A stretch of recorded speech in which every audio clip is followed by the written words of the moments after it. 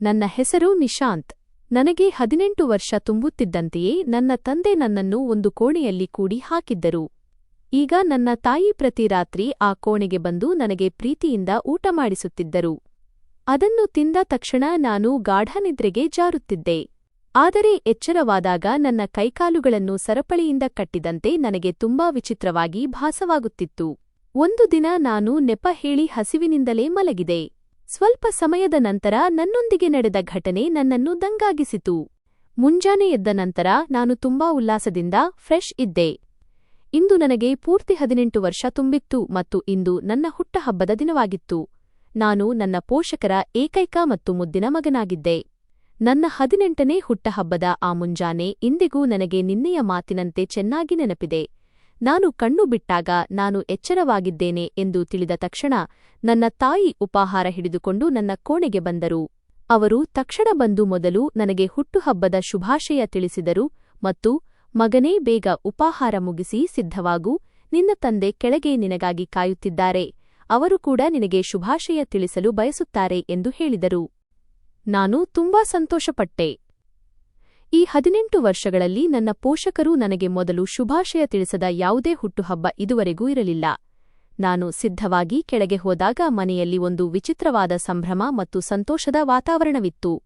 ಬಾಲ್ಯದಿಂದಲೇ ಪೋಷಕರಿಂದ ಇಷ್ಟೊಂದು ಪ್ರೀತಿಯನ್ನು ಪಡೆಯುತ್ತಿರುವ ನಾನು ಪ್ರಪಂಚದ ಅತ್ಯಂತ ಅದೃಷ್ಟವಂತ ಮಗ ಎಂದು ನನಗೆ ಅನಿಸುತ್ತಿತ್ತು.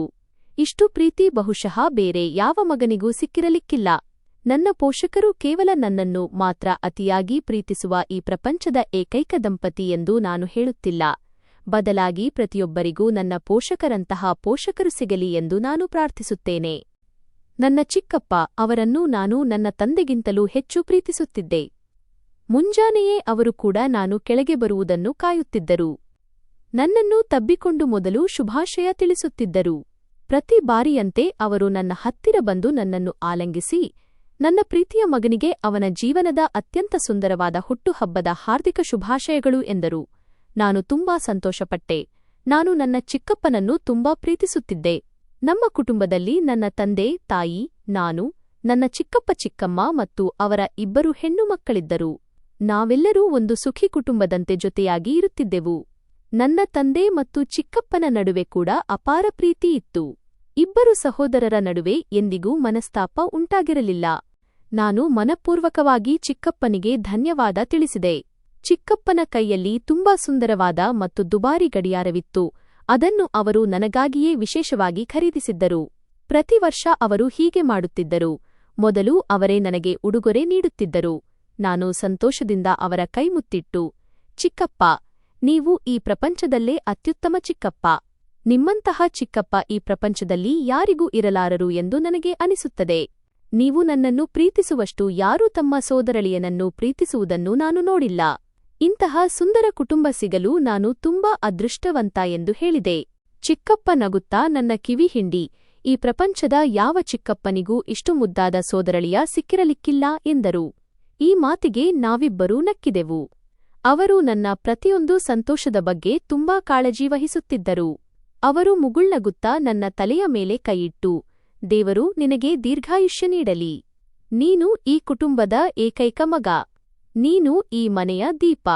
ನಮಗೆ ನಿನ್ನ ಸಂತೋಷಕ್ಕಿಂತ ಮಿಗಿಲಾದದ್ದು ಬೇರೇನೂ ಇಲ್ಲ ಎಂದು ಹರಸಿದರು. ಚಿಕ್ಕಮ್ಮ ಕೂಡ ನನ್ನ ಹತ್ತಿರ ಬಂದರು. ಅವರು ನನಗಾಗಿ ಇಂದು ಸ್ವತಃ ಕೈಯಾರೆ ಪಾಯಸ ಮಾಡಿಕೊಂಡು ಬಂದಿದ್ದರು. ತಾಯಿಯ ಕೈಯಿಂದ ಮಾಡಿದ ಉಪಾಹಾರವನ್ನು ನಾನು ನನ್ನ ಕೋಣೆಯಲ್ಲೇ ತಿಂದಿದ್ದರಿಂದ ನನ್ನ ಹೊಟ್ಟೆ ತುಂಬಿತ್ತು. ಆದರೂ ಅವರು ಸಂತೋಷಪಡಲಿ ಎಂದು ಆ ಪಾಯಸವನ್ನು ಸ್ವಲ್ಪ ಸವಿದೆ. ತಂದೆ ಕೂಡ ನನ್ನನ್ನು ಆಲಂಗಿಸಿ ಶುಭಾಶಯ ತಿಳಿಸಿದರು ಮತ್ತು ಚಿಕ್ಕಪ್ಪನ 2 ಹೆಣ್ಣು ಮಕ್ಕಳಾದ ಆನ್ಯಾ ಮತ್ತು ಛವಿ ಕೂಡ ನನಗೆ ಹುಟ್ಟುಹಬ್ಬದ ಶುಭಾಶಯ ತಿಳಿಸಿದರು. ನಾನು ಅವರಿಗೆ ಧನ್ಯವಾದ ಹೇಳಿ ಸುಸ್ತಾಗಿದ್ದೆ. ಈಗ ಎಲ್ಲರೂ ಸಂಜೆಯ ಸಮಾರಂಭಕ್ಕಾಗಿ ಸಿದ್ಧರಾಗಲು ಶುರು ಮಾಡಿದರು. ಏಕೆಂದರೆ ಪ್ರತಿ ವರ್ಷ ನನ್ನ ಹುಟ್ಟುಹಬ್ಬವನ್ನು ಬಹಳ ಅದ್ಧೂರಿಯಾಗಿ ಆಚರಿಸಲಾಗುತ್ತಿತ್ತು. ನಗರದ ಗಣ್ಯ ವ್ಯಕ್ತಿಗಳನ್ನು ಆಹ್ವಾನಿಸಲಾಗುತ್ತಿತ್ತು. ಇಡೀ ಮನೆಯನ್ನು ಅಲಂಕರಿಸಲಾಗುತ್ತಿತ್ತು. ಅಮ್ಮ ಕೆಲಸದವರಿಂದ ನನ್ನಿಷ್ಟದ ಅಡುಗೆಯನ್ನು ಮಾಡಿಸಿದ್ದರು. ಆದರೆ ಇಂದು ನನ್ನ ತಂದೆ ಸ್ವಲ್ಪ ಮೌನವಾಗಿದ್ದಾರೆ ಎಂದು ನಾನು ಗಮನಿಸಿದೆ. ಪ್ರತಿ ಬಾರಿ ಅವರು ಕೂಡ ನನಗೆ ಹುಟ್ಟುಹಬ್ಬಕ್ಕೆ ಯಾವುದಾದರೊಂದು ವಿಶೇಷ ಉಡುಗೊರೆಯನ್ನು ನೀಡುತ್ತಿದ್ದರು.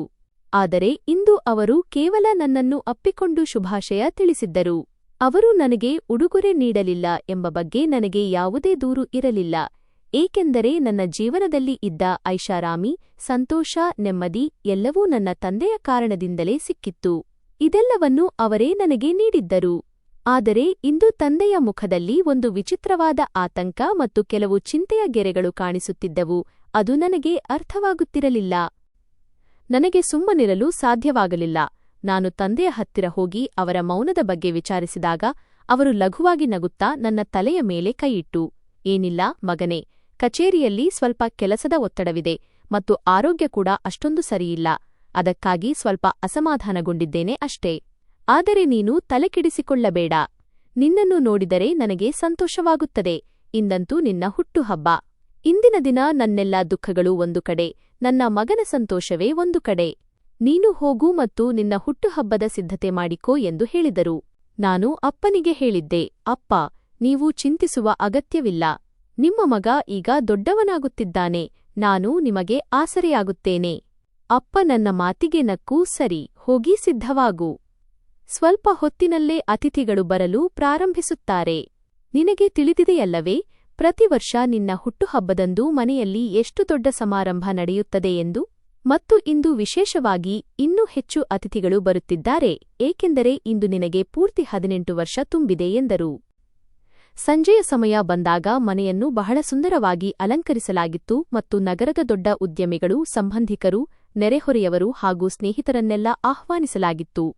ನಾನು ನನ್ನ ಬಟ್ಟೆಗಳನ್ನು ಧರಿಸಿ ಬಹಳ ಸಂತೋಷವಾಗಿದ್ದೆ. ನನ್ನ ಹುಟ್ಟುಹಬ್ಬದ ದಿನ ನಾನು ಸ್ವಲ್ಪ ಹೆಚ್ಚು ವಿಶೇಷವಾಗಿ ಅನುಭವಿಸುತ್ತಿದ್ದೆ. ನಾನು ಸಿದ್ಧನಾಗಿ ಎಲ್ಲೆಡೆಯಿಂದ ಸಿಗುತ್ತಿದ್ದ ಶುಭಾಶಯಗಳು ಮತ್ತು ಆಶೀರ್ವಾದಗಳನ್ನು ಸ್ವೀಕರಿಸುತ್ತಿದ್ದೆ. ಆದರೆ ಇದ್ದಕ್ಕಿದ್ದಂತೆ ನಾನು ನೋಡಿದೆ, ಅಪ್ಪ ಮತ್ತು ಚಿಕ್ಕಪ್ಪ ಮನೆಯ ಒಂದು ಮೂಲೆಯಲ್ಲಿ ನಿಂತಿದ್ದಾರೆ.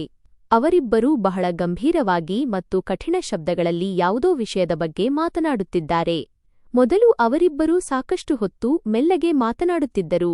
ಆದರೆ ನಂತರ ಅವರ ಧ್ವನಿ ಏರತೊಡಗಿತು ಮತ್ತು ಈ ಸಾಮಾನ್ಯ ಸಂಭಾಷಣೆ ಒಂದು ದೊಡ್ಡ ವಾಗ್ವಾದದ ರೂಪ ಪಡೆಯಿತು. ಚಿಕ್ಕಪ್ಪ ಅಪ್ಪನಿಗೆ ಹೇಳುತ್ತಿದ್ದ ಇಂತಹ ಕೆಲವು ಮಾತುಗಳು ನನಗೆ ಕೇಳಿಸಿದವು. ಸುನೀಲ್ ಅಣ್ಣ, ನೀವು ಪ್ರಜ್ಞೆಯಲ್ಲಿದ್ದೀರಾ? ನೀವು ಏನು ಹೇಳುತ್ತಿದ್ದೀರಿ? ನೀವು ಈ ನಿರ್ಧಾರ ತೆಗೆದುಕೊಳ್ಳಲು ಸಾಧ್ಯವಿಲ್ಲ. ನಾನು ನಿಮ್ಮ ಈ ನಿರ್ಧಾರಕ್ಕೆ ಒಪ್ಪುವುದಿಲ್ಲ. ನಾನು ಹಾಗೆ ನಡೆಯಲು ಖಂಡಿತ ಬಿಡುವುದಿಲ್ಲ. ನಿಶಾಂತ್ ನನಗೆ ನನ್ನ ಮಗನಂತೆಯೇ. ನಾನು ಅವನನ್ನು ನನ್ನ ಮಗನೆಂದೇ ಭಾವಿಸುತ್ತೇನೆ. ನನ್ನ ಸ್ವಂತ ಹೆಣ್ಣು ಮಕ್ಕಳಿಗಿಂತಲೂ ಹೆಚ್ಚಾಗಿ ಅವನನ್ನು ಪ್ರೀತಿಸುತ್ತೇನೆ. ಚಿಕ್ಕಪ್ಪನ ಮಾತು ಕೇಳಿ ನನ್ನ ತಂದೆಯ ಮುಖ ಕೋಪದಿಂದ ಕೆಂಪಾಯಿತು ಮತ್ತು ಅವರು ಚಿಕ್ಕಪ್ಪನ ಮಾತನ್ನು ಕತ್ತರಿಸುತ್ತಾ ನೇರವಾಗಿ ಕೋಪದ ಮಾತುಗಳಲ್ಲಿ ಹೇಳಿದರು, ಮೈನ್, ನೋಡು ಅಜಯ್, ನಿಶಾಂತ್ ನನ್ನ ಏಕೈಕ ಮಗ. ಅವನಿಗೆ ಯಾವುದು ಒಳ್ಳೆಯದು ಮತ್ತು ಯಾವುದು ಕೆಟ್ಟದ್ದು ಎಂಬುದು ನನಗೆ ಚೆನ್ನಾಗಿ ತಿಳಿದಿದೆ ಮತ್ತು ಅವನ ಬಗ್ಗೆ ಎಲ್ಲಾ ನಿರ್ಧಾರಗಳನ್ನು ತೆಗೆದುಕೊಳ್ಳುವ ಹಕ್ಕು ನನಗಿದೆ. ನೀನು ಈ ವಿಷಯದಿಂದ ದೂರವೇ ಇರು. ಅವನು ನನ್ನ ಮಗ. ನಾನು ಅವನೊಂದಿಗೆ ಏನಾದರೂ ಮಾಡಲಿ, ನನ್ನ ನಿರ್ಧಾರಗಳಲ್ಲಿ ಹಸ್ತಕ್ಷೇಪ ಮಾಡುವ ಹಕ್ಕು ನಿನಗಿಲ್ಲ. ಹೀಗೆ ಮೆಲ್ಲನೆ ಅವರಿಬ್ಬರ ನಡುವಿನ ವಾಗ್ವಾದ ಹೆಚ್ಚಾಗುತ್ತಲೇ ಇತ್ತು ಮತ್ತು ನಾನು ಆಶ್ಚರ್ಯ ಹಾಗೂ ಭಯದ ಸ್ಥಿತಿಯಲ್ಲಿ ಅವರಿಬ್ಬರನ್ನು ಗಮನಿಸುತ್ತಿದ್ದೆ. ಇಂದುವರೆಗೂ ನನ್ನ ಅಪ್ಪ ಮತ್ತು ಚಿಕ್ಕಪ್ಪ ಈ ರೀತಿಯಾಗಿ ಮಾತನಾಡಿಕೊಂಡಿರಲಿಲ್ಲ. ಇಂದು ಇಬ್ಬರ ಮುಖದಲ್ಲೂ ಕೋಪ ಎದ್ದು ಕಾಣುತ್ತಿತ್ತು. ಈ ಹಿಂದೆ ಎಂದೂ ಹೀಗೆ ಸಂಭವಿಸಿರಲಿಲ್ಲ. ಯಾವಾಗಲೂ ಅವರಿಬ್ಬರೂ ಮೃದುವಾಗಿ ಮತ್ತು ಪ್ರೀತಿಯಿಂದ ಮಾತನಾಡಿಕೊಳ್ಳುವುದನ್ನು ನಾನು ನೋಡಿದ್ದೆ. ಅವರಿಬ್ಬರ ಮುಖದಲ್ಲಿ ಮಾತನಾಡುವಾಗ ಯಾವಾಗಲೂ ನಗು ಇರುತ್ತಿತ್ತು. ಆದರೆ ಇಂದು ನನ್ನ ಹುಟ್ಟುಹಬ್ಬದ ದಿನ ಇದ್ದಕ್ಕಿದ್ದಂತೆ ಈ ಯಾವ ಬಿರುಗಾಳಿ ಬಂದಿದೆ ಮತ್ತು ಅಂತಹ ಯಾವ ವಿಷಯಕ್ಕಾಗಿ ಇಬ್ಬರು ಸೋದರರ ನಡುವೆ ಇಷ್ಟು ವಾಗ್ವಾದ ನಡೆಯುತ್ತಿದೆ ಎಂಬುದು ನನಗೆ ಕಿಂಚಿತ್ತೂ ಅರ್ಥವಾಗುತ್ತಿರಲಿಲ್ಲ. ತಂದೆ ವೇಗವಾಗಿ ನನ್ನ ಕಡೆಗೆ ಬಂದರು ಮತ್ತು ಅವರು ನನ್ನ ಕೈಯನ್ನು ಎಷ್ಟು ಬಲವಾಗಿ ಹಿಡಿದರು ಎಂದರೆ ನನಗೆ ತೀವ್ರ ನೋವಿನ ಅನುಭವವಾಯಿತು. ನಾನು ಅವರಿಂದ ಏನನ್ನೋ ಕೇಳಲು ಹೋಗುತ್ತಿದ್ದೆ, ಆದರೆ ಅವರು ಅತಿಥಿಗಳು ಮತ್ತು ಮನೆಯವರ ಎದುರೇ ನನ್ನನ್ನು ಎಳೆಯಲು ಶುರು ಮಾಡಿದರು ಮತ್ತು ಮನೆಯ ಹಿಂಭಾಗದ ಕಡೆಗೆ ಕರೆದೊಯ್ಯಲಾರಂಭಿಸಿದರು. ನಾನು ಪದೇ ಪದೇ ತಂದೆಯನ್ನು ಕೇಳುತ್ತಿದ್ದೆ, ಅಪ್ಪ, ಏನಾಯಿತು? ಆದರೆ ಅವರು ನನ್ನ ಕೈಯನ್ನು ಬಲವಾಗಿ ಹಿಡಿದು ನಡೆಯುತ್ತಲೇ ಹೋದರು. ಅವರು ನನ್ನನ್ನು ಸ್ಟೋರ್ ರೂಮ್ ಕಡೆಗೆ ಕರೆದೊಯ್ದರು. ಅಲ್ಲಿ ನಮ್ಮ ಮನೆಯ ಹಳೆಯ ಸಾಮಾನುಗಳನ್ನು ಇಡಲಾಗುತ್ತಿತ್ತು ಮತ್ತು ಹೆಚ್ಚಾಗಿ ಆ ಕೊಠಡಿ ಮುಚ್ಚಿರುತ್ತಿತ್ತು. ನಾನು ತಂದೆಗೆ ಪದೇ ಪದೇ ಏನಾಯಿತು ಎಂದು ಕೇಳುತ್ತಿದ್ದೆ. ವಿಷಯವೇನು? ನೀವು ನನ್ನನ್ನು ಎಲ್ಲಿಗೆ ಕರೆದೊಯ್ಯುತ್ತಿದ್ದೀರಿ? ನಾವು ಆ ಕೋಣೆಯ ಹತ್ತಿರ ತಲುಪಿದಾಗಲೂ ನಾನು ಅವರನ್ನು ಅನೇಕ ಪ್ರಶ್ನೆಗಳನ್ನು ಕೇಳಿದೆ. ಆದರೆ ಅವರು ನನ್ನ ಒಂದು ಪ್ರಶ್ನೆಗೂ ಉತ್ತರಿಸುವುದು ಸರಿಯೆಂದು ಭಾವಿಸಲಿಲ್ಲ. ತಂದೆ ನನ್ನನ್ನು ಕೋಣೆಯ ಒಳಗೆ ಕರೆದೊಯ್ದಾಗ ಅವರು ನನ್ನನ್ನು ಈ ಕೋಣೆಯಲ್ಲಿ ಕೂಡಿಹಾಕಲು ಬಯಸುತ್ತಾರೆ ಎಂದು ನನಗೆ ಅರ್ಥವಾಯಿತು. ನಾನು ಅವರ ಕೈಯನ್ನು ಬಲವಾಗಿ ಹಿಡಿದುಕೊಂಡು ಮತ್ತೆ ಕೇಳಿದೆ, ತಂದೆಯೇ, ಅಸಲಿಗೆ ವಿಷಯವೇನು? ನನ್ನಿಂದ ಅಂತಹ ಯಾವ ತಪ್ಪು ನಡೆದಿದೆ? ನನಗೊಮ್ಮೆ ತಿಳಿಸಿ. ಆದರೆ ತಂದೆ ನನ್ನ ಕಡೆ ಒಂದು ಬಾರಿ ಕಣ್ಣೆತ್ತಿಯೂ ನೋಡಲಿಲ್ಲ ಮತ್ತು ಸತತವಾಗಿ ನನ್ನನ್ನು ಎಳೆಯುತ್ತಲೇ ಇದ್ದರು. ಲೌಂಜ್ ಒಂದು ಮೂಲೆಯಲ್ಲಿ ನಿಂತಿದ್ದ ನನ್ನ ತಾಯಿ ತನ್ನ 2 ಕೈಗಳಿಂದ ಮುಖವನ್ನು ಮರೆಮಾಡಿಕೊಂಡು ಬಿಕ್ಕಿ ಬಿಕ್ಕಿ ಅಳುತ್ತಿದ್ದರು. ನಾನು ಅವರ ಕಡೆ ಸಹಾಯದ ದೃಷ್ಟಿಯಿಂದ ನೋಡಿದೆ. ಚಿಕ್ಕಪ್ಪ ಮತ್ತು ಚಿಕ್ಕಮ್ಮ ಕೂಡ ಪೂರ್ತಿ ಮೌನವಾಗಿದ್ದರು. ನಾನು ಅಮ್ಮನಿಗೂ ಕಿರುಚುತ್ತಾ ಹೇಳಿದೆ, ಅಮ್ಮ, ನೀವಾದರೂ ಅಪ್ಪನನ್ನು ತಡೆಯಿರಿ. ನಿಮ್ಮೆಲ್ಲರಿಗೂ ಏನಾಗಿದೆ? ಆದರೆ ಅಮ್ಮ ಇನ್ನೂ ವೇಗವಾಗಿ ಅಳಲು ಶುರು ಮಾಡಿದರು. ಅವರು ಮುಂದೆ ಬಂದು ತಂದೆಗೆ ಒಂದು ಮಾತನ್ನೂ ಹೇಳಲಿಲ್ಲ ಮತ್ತು ನನ್ನನ್ನು ಉಳಿಸಲು ಯಾವುದೇ ಪ್ರಯತ್ನವನ್ನೂ ಮಾಡಲಿಲ್ಲ. ಚಿಕ್ಕಪ್ಪ ಧೈರ್ಯ ಮಾಡಿ ತಂದೆ ನನ್ನನ್ನು ಕೋಣೆಗೆ ಕರೆತಂದಾಗ ಅವರ ದಾರಿಯನ್ನು ತಡೆಯುತ್ತಾ ಅವರ ಕೈ ಹಿಡಿದು ಹೇಳಿದರು, ಅಣ್ಣಾ, ಭಗವಂತನಿಗೆ ಹೆದರಿ. ನಿಮ್ಮ ಸ್ವಂತ ಏಕೈಕ ಮಗನನ್ನು ಹಗಲಿನಲ್ಲಿಯೂ ಕತ್ತಲೆಯಾಗಿರುವ ಈ ಕತ್ತಲು ಕೋಣೆಯಲ್ಲಿ ಹೇಗೆ ಕೂಡಿಹಾಕುತ್ತೀರಿ? ನಿಮಗೆ ಹುಚ್ಚು ಹಿಡಿದಿದೆಯೇ? ತಂದೆ ಚಿಕ್ಕಪ್ಪನಿಗೆ ಜೋರಾದ ನೂಕು ನೀಡಿದರು ಮತ್ತು ಅವರ ಕೈಯನ್ನು ತಮ್ಮ ತೋಳಿನಿಂದ ತೆಗೆದು ಬಹಳ ಕಠಿಣ ಶಬ್ದಗಳಲ್ಲಿ ಹೇಳಿದರು, ನೀನು ಸುಮ್ಮನಿರು ಅಜಯ್. ನಾನು ಏನು ಮಾಡುತ್ತಿದ್ದೇನೋ ಅದನ್ನು ಬಹಳ ಯೋಚಿಸಿಯೇ ಪೂರ್ಣ ಪ್ರಜ್ಞೆಯಲ್ಲೇ ಮಾಡುತ್ತಿದ್ದೇನೆ. ನೀನು ದಯವಿಟ್ಟು ನಿನ್ನ ಕೋಣೆಗೆ ಹೋಗು ಮತ್ತು ಈ ಸಮಾರಂಭವನ್ನು ಇಲ್ಲಿಗೆ ಮುಗಿಸು. ಎಲ್ಲಾ ಅತಿಥಿಗಳಿಗೆ ಊಟ ಮುಗಿಸಿ ತಮ್ಮ ಮನೆಗೆ ಹೋಗಲು ಹೇಳು. ಚಿಕ್ಕಪ್ಪ ಮೌನವಾಗಿ ಕೋಣೆಯಿಂದ ಹೊರಬಂದರು. ತಂದೆ ನನ್ನನ್ನು ಆ ಹಳೆಯ ಮತ್ತು ಕತ್ತಲು ಕೋಣೆಯೊಳಗೆ ತಳ್ಳಿಬಿಟ್ಟರು ಮತ್ತು ಹೊರಗಿನಿಂದ ಬಾಗಿಲನ್ನು ಚಿಲಕ ಹಾಕಿ ಅದಕ್ಕೆ ಬೀಗ ಹಾಕಿದರು. ಕೋಣೆಯಲ್ಲಿ ಕಡುಗತ್ತಲಿತ್ತು ಮತ್ತು ಒಂದು ವಿಚಿತ್ರವಾದ ವಾಸನೆ ಹರಡಿತ್ತು. ಈ ವಾಸನೆ ಬಹುಶಃ ಅನೇಕ ದಿನಗಳಿಂದ ಕೋಣೆ ಮುಚ್ಚಲ್ಪಟ್ಟಿದ್ದರಿಂದ ಅಥವಾ ಈ ಕೋಣೆಯಲ್ಲಿದ್ದ ಹಳೆಯ ಸಾಮಾನುಗಳ ಕೊಳೆಯಿಂದ ಬರುತ್ತಿತ್ತು. ಇಲ್ಲಿ ನನಗೆ ಉಸಿರುಗಟ್ಟಿದಂತಾಗುತ್ತಿತ್ತು. ನಾನು ಬಾಗಿಲನ್ನು ನನ್ನ 2 ಕೈಗಳಿಂದ ಜೋರಾಗಿ ಬಡಿಯಲು ಪ್ರಾರಂಭಿಸಿದೆ. ಈಗ ನನಗೆ ಅಳು ಬಂತು. ನಾನು ಅಳುತ್ತಾ ಬೇಡಿಕೊಳ್ಳುತ್ತಾ ಕೂಗಿದೆ, ಅಪ್ಪ, ನನ್ನನ್ನು ಹೊರಗೆ ಬಿಡಿ. ನಿಮಗೆ ಏನಾಗಿದೆ? ನನಗೆ ಇಲ್ಲಿ ಭಯವಾಗುತ್ತಿದೆ. ನಾನು ನಿಮ್ಮೆಲ್ಲರ ಎಷ್ಟು ಮುದ್ದಿನ ಮಗ ಎಂಬುದು ನಿಮಗೆ ತಿಳಿದಿದೆ. ನನಗೆ ಇಲ್ಲಿ ಇರುವುದು ಸ್ವಲ್ಪವೂ ಇಷ್ಟವಾಗುತ್ತಿಲ್ಲ. ನಾನು ಎಂದಿಗೂ ನಿಮ್ಮಿಲ್ಲದೇ ಇರಲಿಲ್ಲ. ದಯವಿಟ್ಟು ನನ್ನ ಮೇಲೆ ಕರುಣೆ ತೋರಿಸಿ ಅಪ್ಪ. ಅಸಲಿಗೆ ನೀವು ಯಾಕೆ ಹೀಗೆ ಮಾಡುತ್ತಿದ್ದೀರಿ?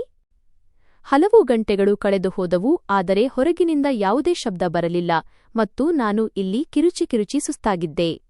ನನಗೆ ಇಲ್ಲಿ ತುಂಬಾ ಸೆಖೆಯಾಗುತ್ತಿತ್ತು ಮತ್ತು ಕತ್ತಲೆಯಿಂದಾಗಿ ಬಹಳ ಗಾಬರಿಯಾಗುತ್ತಿತ್ತು. ನಾನು ಬಾಗಿಲಿನ ಹತ್ತಿರವೇ ನೆಲದ ಮೇಲೆ ಕುಳಿತಿದ್ದೆ. ನನ್ನ ಹೊಸ ಬಟ್ಟೆಗಳು ಕೂಡ ಕೊಳೆಯಾಗಿದ್ದವು ಮತ್ತು ನನ್ನ ನಗುವ ಹಾಗೂ ಸುಂದರವಾದ ಜೀವನಕ್ಕೆ ಇದ್ದಕ್ಕಿದ್ದಂತೆ ಯಾರ ದೃಷ್ಟಿ ಬಿತ್ತು ಎಂದು ನಾನು ಯೋಚಿಸತೊಡಗಿದೆ. ರಾತ್ರಿಯ ಯಾವುದೋ ಸಮಯದಲ್ಲಿ ನನಗೆ ಬಾಗಿಲ ಹೊರಗೆ ಯಾರೋ ನಡೆಯುವ ಹೆಜ್ಜೆಗಳ ಹಗುರವಾದ ಸದ್ದು ಕೇಳಿಸಿತು ಮತ್ತು ನಂತರ ಬಾಗಿಲ ಆಚೆಯಿಂದ ಚಿಕ್ಕಪ್ಪನ ಅತ್ಯಂತ ಅಳುಬರುವ ಮತ್ತು ದುಃಖ ತುಂಬಿದ ಧ್ವನಿ ಕೇಳಿಬಂತು. ಅವರು ಹೇಳುತ್ತಿದ್ದರು, ನಿಶಾಂತ್ ಮಗನೇ, ನನ್ನನ್ನು ಕ್ಷಮಿಸಿಬಿಡು. ನಾನು ನಿನ್ನ ಪೋಷಕರ ಮುಂದೆ ಪೂರ್ತಿ ಅಸಹಾಯಕನಾಗಿದ್ದೇನೆ. ನಾನು ಅವರಿಗೆ ಬಹಳ ತಿಳಿ ಹೇಳಲು ಮತ್ತು ತಡೆಯಲು ಪ್ರಯತ್ನಿಸಿದೆ. ಆದರೆ ಅವರು ನನ್ನ ಯಾವುದೇ ಮಾತನ್ನು ಕೇಳಲು ಸಿದ್ಧರಿಲ್ಲ. ನಾನು ನನ್ನ ಬೆವರಿನ ಹನಿಗಳನ್ನು ಒರೆಸಿಕೊಳ್ಳುತ್ತಾ ಬಾಗಿಲ ಹತ್ತಿರ ಹೋಗಿ ಹೇಳಿದೆ, ಚಿಕ್ಕಪ್ಪ, ನೀವಾದರೂ ಅವರನ್ನು ಒಪ್ಪಿಸಿ. ನೀವು ಅವರ ಸ್ವಂತ ಸಹೋದರರಲ್ಲವೇ? ನಿಮ್ಮ ಸೋದರಳಿಯ ಎಂದಿಗೂ ಇಂತಹ ಮುಚ್ಚಿದ ಮತ್ತು ಉಸಿರುಗಟ್ಟಿಸುವ ಕೋಣೆಯಲ್ಲಿ ಇರಲಿಲ್ಲ ಎಂಬುದು ನಿಮಗೆ ತಿಳಿದಿದೆಯಲ್ಲವೇ? ಇಲ್ಲಿ ನನ್ನ ಸ್ಥಿತಿ ಬಹಳ ಕೆಟ್ಟದಾಗಿದೆ. ಅಸಲಿಗೆ ಅಪ್ಪನಿಗೆ ಏನಾಗಿದೆ? ನನಗೆ ತಿಳಿಯುತ್ತಿಲ್ಲ. ನನ್ನಿಂದ ಅಂತಹ ಯಾವ ತಪ್ಪು ನಡೆದಿದೆ ಎಂದು ನನಗೆ ಇಷ್ಟು ದೊಡ್ಡ ಶಿಕ್ಷೆ ನೀಡಲಾಗುತ್ತಿದೆ. ನಾನು ಈ ಕತ್ತಲಲ್ಲೇ ಸತ್ತು ಹೋಗುತ್ತೇನೆ. ಚಿಕ್ಕಪ್ಪ ಒಂದು ದೀರ್ಘ ನಿಟ್ಟುಸಿರು ಬಿಟ್ಟರು ಮತ್ತು ಬಹಳ ದುಃಖ ತುಂಬಿದ ಧಾಟಿಯಲ್ಲಿ ಹೇಳಿದರು, ಮಗನೇ, ನನಗೂ ಕೂಡ ಏನೂ ಅರ್ಥವಾಗುತ್ತಿಲ್ಲ. ಅಣ್ಣನಿಗೆ ಇದ್ದಕ್ಕಿದ್ದಂತೆ ಏನಾಯಿತು ಎಂದು ತಿಳಿಯುತ್ತಿಲ್ಲ. ಅವರು ನಿನ್ನ ಮೇಲೆ ಪ್ರಾಣವನ್ನೇ ಇಟ್ಟಿದ್ದರು. ನೀನು ಸ್ವಲ್ಪ ಧೈರ್ಯ ಮಾಡು ಮಗನೇ. ನಾನು ಖಂಡಿತ ನಿನಗಾಗಿ ಏನಾದರೂ ಮಾಡುತ್ತೇನೆ. ನಾನು ನಿನ್ನನ್ನು ಈ ಸೆರೆವಾಸದ ಒಂಟಿತನದಲ್ಲಿ ಬಿಡುವುದಿಲ್ಲ. ಈ ಮಾತು ನಡೆದು ಹಲವು ಗಂಟೆಗಳು ಕಳೆದು ಹೋಗಿದ್ದವು ಮತ್ತು ಈಗ ಮಧ್ಯರಾತ್ರಿಯ ಸಮಯವಾಗಿತ್ತು. ನಾನು ಹಸಿವು, ಬಾಯಾರಿಕೆ ಮತ್ತು ಅಳುವಿನಿಂದ ಸಂಪೂರ್ಣವಾಗಿ ಕಂಗೆಟ್ಟು ನೆಲದ ಮೇಲೆ ಮಲಗಿದ್ದೆ. ಇದ್ದಕ್ಕಿದ್ದಂತೆ ಬಾಗಿಲ ಹೊರಗಿನ ಬೀಗ ತೆರೆಯುವ ಶಬ್ದ ಕೇಳಿಸಿತು ಮತ್ತು ನನ್ನ ತಾಯಿಯ ಕೈಯಲ್ಲಿ ಮೊಬೈಲ್ ಇತ್ತು. ಅದರ ಟಾರ್ಚ್ ಆನ್ ಆಗಿತ್ತು ಮತ್ತು ಇನ್ನೊಂದು ಕೈಯಲ್ಲಿ ಊಟದ ತಟ್ಟೆ ಇತ್ತು. ಅವರು ಒಳಗೆ ಪ್ರವೇಶಿಸಿದರು. ನಾನು ನೋಡಿದೆ. ಸತತವಾಗಿ ಅತ್ತಿದ್ದರಿಂದ ಅವರ ಕಣ್ಣುಗಳು ಕೆಂಪಾಗಿದ್ದವು ಮತ್ತು ಅವರ ಮುಖವು ಸಂಪೂರ್ಣವಾಗಿ ಬಿಳಚಿಕೊಂಡಿತ್ತು. ಅವರ ದೇಹದಲ್ಲಿ ರಕ್ತವೇ ಇಲ್ಲವೇನೋ ಎಂಬಂತೆ ಕಾಣುತ್ತಿದ್ದರು. ನಾನು ಕೋಪ ಮತ್ತು ದ್ವೇಷದಿಂದ ನನ್ನ ಮುಖವನ್ನು ಹಿಂದಕ್ಕೆ ತಿರುಗಿಸಿಕೊಂಡೆ ಮತ್ತು ಹೇಳಿದೆ, ನೀವು ಇಲ್ಲಿಗೆ ಏಕೆ ಬಂದಿದ್ದೀರಿ? ನೀವು ಕೂಡ ಅಪ್ಪನಂತೆಯೇ ಅಹಂಕಾರಿ ಮತ್ತು ಕ್ರೂರಿಯಾಗಿದ್ದೀರಿ. ನೀವು ನನ್ನನ್ನು ಅವರ ದೌರ್ಜನ್ಯದಿಂದ ಏಕೆ ಉಳಿಸಲಿಲ್ಲ? ತನ್ನ ಮಗುವನ್ನು ಸಂಕಷ್ಟದಲ್ಲಿ ಬಿಡುವ ತಾಯಿ ಹೀಗಿರುತ್ತಾರೆಯೇ? ನನ್ನ ಮಾತು ಕೇಳಿ ಅಮ್ಮ ಯಾವುದೇ ಉತ್ತರ ನೀಡಲಿಲ್ಲ. ಅವರು ಕೇವಲ ಮೌನವಾಗಿ ನನ್ನ ಹತ್ತಿರ ಬಂದು ನೆಲದ ಮೇಲೆ ಕುಳಿತರು ಮತ್ತು ತಮ್ಮ ನಡುಗುತ್ತಿರುವ ಕೈಗಳಿಂದ ತುತ್ತನ್ನು ತಯಾರಿಸಿ ನನ್ನ ಬಾಯಿಯ ಕಡೆಗೆ ನೀಡಿದರು. ನಾನು ಬಹಳ ಕೋಪದಿಂದ ಅವರ ಕೈಯನ್ನು ಕೊಡವಿದೆ ಮತ್ತು ಹೇಳಿದೆ, ನನಗೆ ತಿನ್ನಲು ಇಷ್ಟವಿಲ್ಲ. ನೀವು ನೀಡಿದ ಯಾವುದನ್ನೂ ನಾನು ತಿನ್ನುವುದಿಲ್ಲ. ನಾನು ಹೀಗೆಯೇ ಹಸಿವು ಬಾಯಾರಿಕೆಯಿಂದ ತಡಕಾಡಿ ಸತ್ತು ಹೋಗಲು ಬಿಡಿ, ಆಗ ನಿಮಗೂ ನನ್ನ ಕಾಟ ತಪ್ಪುತ್ತದೆ. ಅಮ್ಮನ ಕಣ್ಣುಗಳಿಂದ ಕಣ್ಣೀರಿನ ಮಳೆ ಸುರಿಯತೊಡಗಿತು ಮತ್ತು ಅವರು ಬಹಳ ದುಃಖ ಹಾಗೂ ನೋವಿನ ಧಾಟಿಯಲ್ಲಿ ಹೇಳಿದರು, ನನ್ನ ಮಗನೇ, ಹಾಗೆ ಹೇಳಬೇಡ. ಹಠ ಮಾಡಬೇಡ. ಈ ಸ್ವಲ್ಪ ಊಟ ಮಾಡು. ಇಲ್ಲದಿದ್ದರೆ ನೀನು ಸುಸ್ತಾಗಿ ಅನಾರೋಗ್ಯಕ್ಕೆ ಒಳಗಾಗುತ್ತೀಯ ಮತ್ತು ನಿನ್ನ ಈ ತೊಂದರೆಯನ್ನು ನೋಡಲು ನನ್ನಿಂದ ಸಾಧ್ಯವಿಲ್ಲ. ಅವರ ಧ್ವನಿಯಲ್ಲಿ ಎಷ್ಟು ಅಸಹಾಯಕತೆ ಇತ್ತೆಂದರೆ ನನಗೆ ಮುಂದೆ ನಿರಾಕರಿಸಲು ಸಾಧ್ಯವಾಗಲಿಲ್ಲ ಮತ್ತು ನಿಜ ಹೇಳಬೇಕೆಂದರೆ ನನಗೆ ಬಹಳ ಹಸಿವು ಕೂಡ ಆಗುತ್ತಿತ್ತು. ನಾನು ಅಳುತ್ತಲೇ ಅವರ ಕೈಯಿಂದ ತುತ್ತನ್ನು ತೆಗೆದುಕೊಳ್ಳಲು ಪ್ರಾರಂಭಿಸಿದೆ ಮತ್ತು ಮೌನವಾಗಿ ಊಟ ಮಾಡಿದೆ. ಊಟ ಮುಗಿದು ಕೆಲವೇ ನಿಮಿಷಗಳು ಕಳೆದಿರಲಿಲ್ಲ. ನನಗೆ ನನ್ನ ದೇಹದಲ್ಲಿ ಒಂದು ವಿಚಿತ್ರವಾದ ಆಲಸ್ಯ ಮತ್ತು ಪ್ರಜ್ಞೆ ತಪ್ಪುತ್ತಿರುವ ಅನುಭವವಾಗಲು ಪ್ರಾರಂಭವಾಯಿತು. ನನ್ನ ತಲೆ ವೇಗವಾಗಿ ಭಾರವಾಗತೊಡಗಿತು ಮತ್ತು ನನ್ನ ಕಣ್ಣುಗಳು ತಾವಾಗಿಯೇ ಜಡವಾಗಿ ಮುಚ್ಚಿಕೊಳ್ಳತೊಡಗಿದವು. ಯಾರೂ ನನ್ನ ಮೆದುಳಿನ ಮೇಲೆ ಯಾವುದೋ ಭಾರವಾದ ಪರದೆಯನ್ನು ಹಾಕಿದಂತಾಯಿತು. ನಾನು ತೊದಲುವ ಧ್ವನಿಯಲ್ಲಿ ಅಮ್ಮನಿಗೆ ಹೇಳಿದೆ, ಅಮ್ಮ, ನನಗೆ ತುಂಬಾ ನಿದ್ರೆ ಬರುತ್ತಿದೆ. ನನಗೆ ಕಣ್ಣು ಬಿಡಲು ಸಾಧ್ಯವಾಗುತ್ತಿಲ್ಲ. ಅಮ್ಮ ತಮ್ಮ ಕಣ್ಣೀರನ್ನು ಒರೆಸಿಕೊಂಡರು ಮತ್ತು ಮೃದುವಾಗಿ ನನ್ನ ತಲೆಯನ್ನು ತಮ್ಮ ಮಡಿಲಲ್ಲಿ ಇಟ್ಟುಕೊಂಡು ಸವರುತ್ತಾ ಹೇಳಿದರು, ಮಲಗಿಕೋ ಮಗನೇ. ವಿಶ್ರಾಂತಿ ಪಡೆಯು. ನಿನಗೆ ನಿದ್ರೆಯ ಅಗತ್ಯವಿದೆ. ಅದರ ನಂತರ ನಾನು ಯಾವಾಗ ಗಾಢನಿದ್ರೆಯ ಲೋಕಕ್ಕೆ ಜಾರಿದೆ ಮತ್ತು ಯಾವಾಗ ಅಮ್ಮ ನನ್ನನ್ನು ಆ ಉಸಿರುಗಟ್ಟಿಸುವ ಕತ್ತಲು ಕೋಣೆಯಲ್ಲಿ ಬಿಟ್ಟು ಅಲ್ಲಿಂದ ಹೋದರು ಹಾಗೂ ಹೊರಗಿನಿಂದ ಮತ್ತೆ ಬೀಗ ಹಾಕಿದರು ಎಂಬ ಪ್ರಜ್ಞೆಯೇ ನನಗೆ ಇರಲಿಲ್ಲ. ನನ್ನ ಆ ನಿದ್ರೆಯು ಒಬ್ಬ ಸಾಮಾನ್ಯ ಮನುಷ್ಯನ ಸಾಮಾನ್ಯ ನಿದ್ರೆಯಂತೆ ಇರಲೇ ಇಲ್ಲ. ಬದಲಾಗಿ ಅದು ಪ್ರಜ್ಞೆ ತಪ್ಪಿದಂತಹ ಸ್ಥಿತಿಯಾಗಿತ್ತು. ಅದರಲ್ಲಿ ಮನುಷ್ಯನಿಗೆ ತನ್ನ ಸುತ್ತಮುತ್ತಲಿನ ಪರಿಸರದ ಯಾವುದೇ ಅರಿವಿರುವುದಿಲ್ಲ. ನನ್ನ ಮೆದುಳು ಕಳೆದ ಕ್ಷಣಗಳ ಕಿಟಕಿಯೊಳಗೆ ಅಲೆಯತೊಡಗಿತು ಮತ್ತು ನನಗೆ ನನ್ನ ಆ ನಗುವ ಆಟವಾಡುವ ಜೀವನ ನೆನಪಾಗತೊಡಗಿತು. ಅದು ಕೇವಲ ನಿನ್ನೆಯವರೆಗೂ ನನ್ನದಾಗಿತ್ತು.